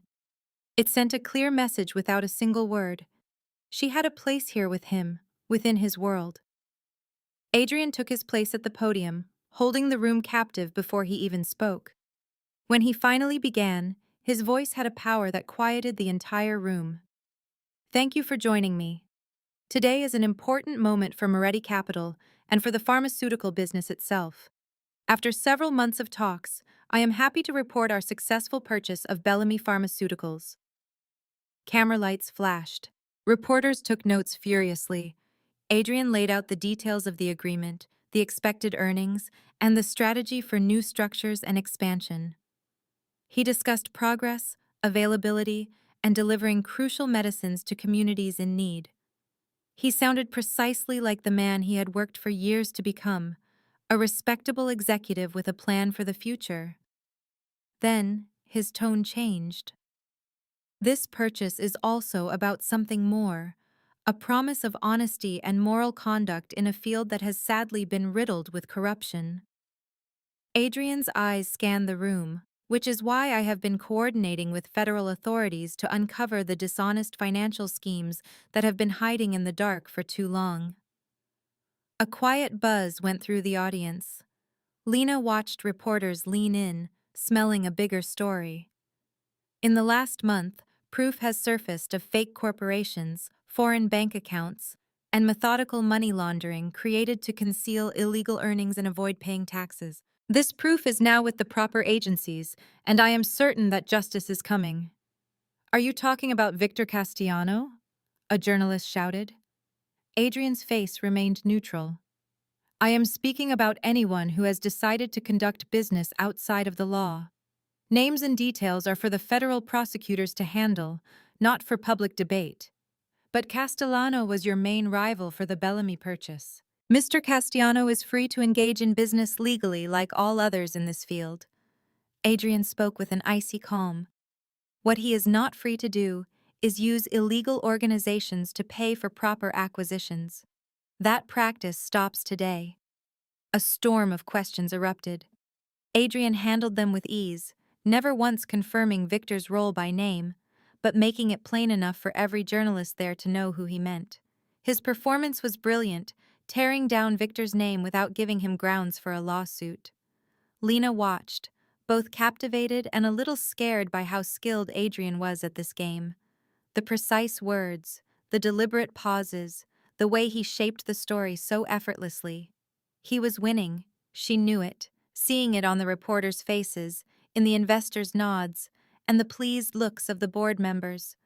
Victor's world was collapsing before her eyes, and he could not do a thing to prevent it. That was when the fire alarm started blaring.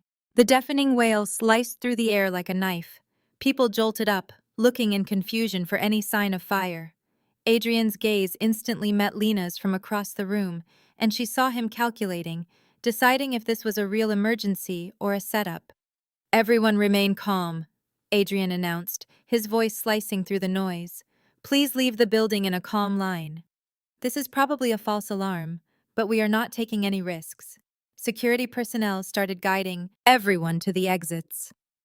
Marcus took Lena's arm, leading her to a side entrance. Stay with me, he said with urgency. But before they got to the door, it flew open, and Victor Castellano entered with 3 unfamiliar men behind him. A sudden hush fell over the room. The alarm bells seemed to become a distant hum. "Adrian," Victor said, a cruel smile on his face. "What a coincidence finding you here at your own event about your own illegal dealings." Adrian came down from the stage, placing himself between Victor and Lena. "You must go right now." "Do I really?" "Because I have a few questions about this purchase. About how you got confidential information on the Food and Drug Administration investigation, and how you turned my own family against me." Victor held up a folder. "You see, I did some digging myself, and I discovered something quite revealing. Anything you believe you found is a forgery." "Is it?" "Because these papers show fund transfers from Moretti Capital to Paul Castellano's overseas accounts. Payments that were sent before he gave you my financial files." Victor's eyes shone. "That is called bribery, Adrian. That is a conspiracy. That is you violating the very laws you so self-righteously claim to follow." Lena felt her stomach turn to ice. She looked to Adrian, hoping to see denial or shock or anything to show Victor was not telling the truth. But Adrian's face was unreadable, like stone. "Those were payments for legitimate consulting services," he stated coldly. "For what kind of consulting? How to betray your own blood? How to ruin a rival through illegal tactics?" Victor moved in closer. "You are no different from your father. You cover it with expensive clothes and legal documents, but deep down, you are the exact same monster. You are just better at hiding it. The main difference is that I am the one left standing, not you." Adrian's voice was dangerously low. "Everything I have done was legal. Everything you have done was against the law. And in about 5 minutes, federal agents will come through that door holding a warrant for you." Victor just laughed. "You think I did not prepare for that? You think I came here without a safety net?" He signaled to one of his men, who started walking toward Lena.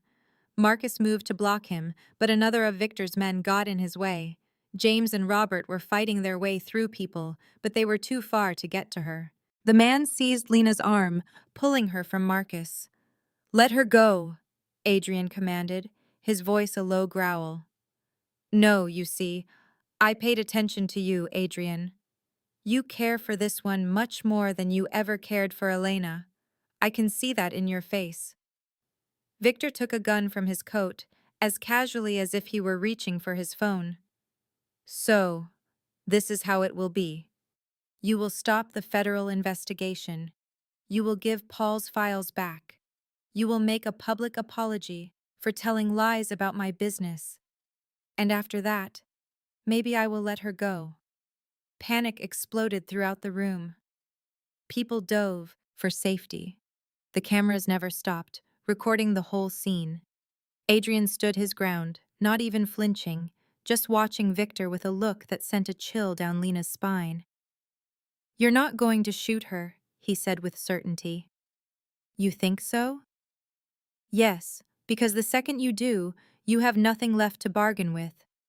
And when you have no leverage, every loyal person in this room will tear you to pieces." Adrian stepped forward. "But more than that, you won't shoot her because you aren't a killer, Victor. You hire them. You pay others to get their hands dirty because you're too much of a coward to do it yourself." Victor's grip on the weapon tightened. "You want to bet on that?" "Yes, because I know one thing you don't." Adrian gave him a cold, awful smile. "That gun is empty." For just a moment, Victor's face showed a flash of doubt, and in that one instant, everything erupted. James charged the man holding Lena, smashing him against the wall. Robert disarmed another of Victor's thugs with swift, harsh skill. Adrian moved like a blur, closing the gap to Victor and grabbing the pistol. The fight was short and brutal. Adrian twisted Victor's wrist until a bone snapped, and the gun fell to the floor. Then he slammed his fist into Victor's face, the impact snapping the man's head back. Victor collapsed, blood pouring from his nose. Adrian loomed over him, breathing heavily, his own knuckles torn and bleeding. "You were right about one thing," Adrian said softly. "I am my father's son. I learned every lesson he taught me about control and fear and how to crush your rivals. He knelt, getting face to face with Victor. But unlike him, I know where to draw the line. I know the line between justice and vengeance, and I know that taking you down through the law is far more gratifying than just killing you. Federal agents stormed in, guns raised, shouting commands. They swarmed Victor and his crew, hauling them up and reading them their rights. One agent came to Adrian, flashing his badge. "Mr. Moretti, we're going to need your statement." "Of course. But first—" Adrian turned, his gaze scanning the chaos until he found Lena. She was with Marcus, shaken but safe, with James standing guard nearby. Adrian walked over to her in 3 quick strides and pulled her into an embrace. "Are you okay?" he asked, his voice rough. "I'm fine. You knew the gun was empty?" "I had a strong feeling. Victor is too cautious to bring a live weapon into a place with this much security. He was posturing." Adrian pulled away to look at her.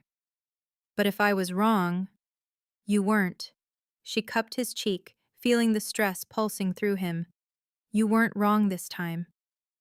There won't be a next time. Victor is finished. You won." She kissed him gently. "It's all over." Adrian held her tight, his forehead pressed against hers. Not quite. The fallout lasted for hours. Giving statements to the FBI, being interviewed by the reporters who caught it all on video, answering calls from investors and directors, all of them confirming their ongoing trust. The Bellamy deal was still on. The press event, for all its chaos, had done exactly what Adrian intended. Victor Castellano was under arrest for money laundering, fraud, conspiracy, and attempted kidnapping. His entire organization was being taken apart, his assets were frozen, and his offshore funds were seized. The whole investigation would take months, perhaps years, but the result was never in doubt. Victor was done for.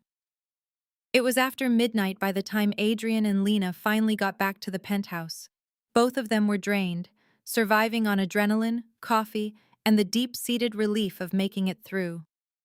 "There's something I have to tell you," Adrian said, pouring 2 glasses of whiskey. Lena accepted the drink and sank onto the sofa. "What's that?" "Those transfers Victor mentioned, the payments to Paul's foreign accounts." Adrian sat down beside her, his face serious. "They were real. I paid him. Not for the documents. He gave me those because he wanted a way out. I paid him anyway to ensure he could vanish for good, begin a new life, and be free from his family. That's not a bribe, that's a good deed. The justice system might see it differently. If the federal prosecutors decide to investigate, they won't, because Paul will testify that you helped him get away from a crime syndicate, that you safeguarded a witness who was helping the authorities." Lena put her glass down. "You are not your father, Adrian. Even when you play by his rules, you're not handling this with more dignity than anyone I know. I do not feel dignified. I feel like I almost got you killed. You rescued me again." She shifted to sit across his lap, holding his face in her hands. "You have been rescuing me from the very start.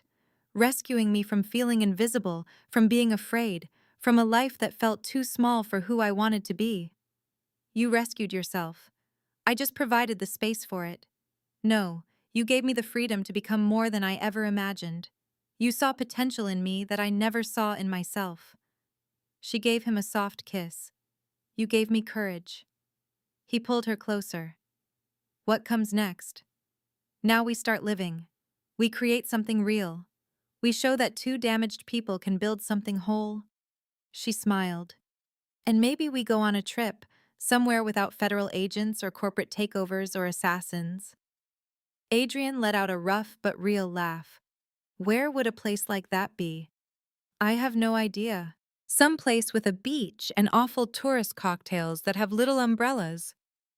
A place where we can just be Adrian and Lena, not the boss and his assistant. I really like the sound of that." He gave her a long, unhurried kiss. "But I need to do one thing first." He stood up, lifting her with him, and walked to his home office. He set her down carefully and opened the safe hidden behind a painting. From it, he took out a little velvet box. Lena gasped. "Before you get the wrong idea," Adrian said, "this is not what it looks like. Not for a while, anyway. I am not asking you to marry me. We are not even close to being ready for that." He opened the box, showing a simple, elegant ring with a single, understated diamond. "But I am asking you to stay, to build this life here with me, to be my true partner in every way, not just my assistant or my girlfriend or whatever term feels right to other people. Adrian, I realize this is moving fast. I realize we don't know each other like most couples do. But I also know I love you, I trust you, and I want to see you every morning and hold you every night for the rest of my life." He took her hand. "So, this ring is a promise. It means I am completely committed, that I choose you every single day, no matter what happens. And when the time is right, when you are ready, I will ask you the right way, with a much better ring and a better speech." Lena's eyes filled with tears. "It is perfect. The ring, this moment, all of it. You and us." She held out her hand. "Yes, to everything, to building our life, to being your partner, to choosing one another every single day." He put the ring on her finger. The right hand, not the left. This was not an engagement, but it was just as serious. It was a promise, a commitment, a statement that they were a team, whatever the future held. They made love gently that night, enjoying every touch and every whispered word. There was no desperate need, no worry about tomorrow. Just two people exploring each other, like finding their way to a home they were creating together. The next morning, Adrian announced that Lena was being promoted from executive assistant to the new position of director of strategic operations. It came with a new title and a salary that took her breath away, and the power to help him lead Moretti Capital into the future. "People are going to talk," he warned her. "They will claim you got the job for the wrong reasons, that you are not qualified, that I am playing favorites." "Let them talk," Lena said with a smile. "I will just prove them all wrong by being so incredible at my job they will forget I ever did anything else. Besides, I kind of did sleep my way here. I just also happen to be fantastic at my work." Adrian laughed and wrapped his arms around her. "Yes, you certainly are." The next few months were a blur of activity. The Bellamy purchase was smoothly absorbed into the Moretti Capital family. Victor Castellano was found guilty on several counts and received a 15-year federal prison sentence. His whole network was taken apart. His money was given to his victims, and his name became a warning, just as Adrian had promised. Paul Castellano mailed a postcard from South America somewhere. There was no return address, only 2 words. "Thank you." Adrian slowly moved away from the shady business and risky partnerships that had built his fortune. He decided to create something honest and permanent instead. He started scholarships for kids who grew up like he did. He put money into medical research and affordable housing projects. He became the type of businessman his father could never be. Someone who used his influence to create, not to tear down. And through every step, Lena was right there beside him. Not behind him, or in his shadow, but as his equal. She restored Bellamy's good name, closed deals that delivered crucial medicine to poor communities, and showed every single doubter that she belonged there because of her skill and hard work. 6 months after that press conference, Adrian flew her back to Chicago. He took her to the same restaurant where they first confessed their feelings, where their relationship changed from work to something more. They were in the middle of their meal when he put down his glass of wine and said, "I need to ask you something." "Okay. Do you remember when I said I would ask you the right way, with a better ring and a better speech?" Lena's heart started to race. "Adrian." He was already getting up, moving from his seat and lowering himself to one knee. The noise in the restaurant faded away, but Lena hardly noticed. The only thing she could see was Adrian, looking at her as if she held the answer to every question he ever had. Lena Hayes, you came into my life when I had given up on new beginnings. You looked right through my defenses and loved me anyway. You made me want to be a better man, to do better things, to build a life that you deserve. He took out a different ring box. This one held a diamond that sparkled like a handful of stars. Will you marry me? Will you let me prove to you for the rest of our lives that choosing each other was the greatest thing we ever did? She was crying and laughing and nodding her head all at the same time. Yes, yes, of course, yes. He placed the ring on her left finger, and the entire restaurant burst into applause. Lena was oblivious to the sound. She was lost in a kiss with the man she adored, the one who transformed her quiet existence into an incredible adventure. They wed 6 months later in an intimate oceanside ceremony, the exact kind of getaway they had fantasized about when the world seemed overwhelming and the future was a question mark. S walked her down the aisle, his tough demeanor hiding a deeply sentimental heart. Marcus served as Adrian's best man, joking in his speech that he had never seen his boss truly smile until Lena came along. The wedding was a private affair for their closest friends and family. There were no reporters, no work obligations, and no ghosts from the past, only two people making a lifelong promise. Their honeymoon was a 2-week escape to Greece, completely unplugged from everything, where they could simply be a husband and wife. They found tiny cafes, swam in brilliant blue water, made love under the afternoon sun, and dreamed about the life they were starting. Upon their return to New York, they learned Adrian had been named one of the city's top business visionaries. The honor recognized his work in turning Moretti Capital into a positive influence. The article mentioned his father only once, as a man whose dark legacy was now completely overshadowed by his son. Lena had that article framed and placed it in their home office. A year following their wedding, she found out she was pregnant. They had discussed having a family and whether it was fair to bring a child into their complex lives.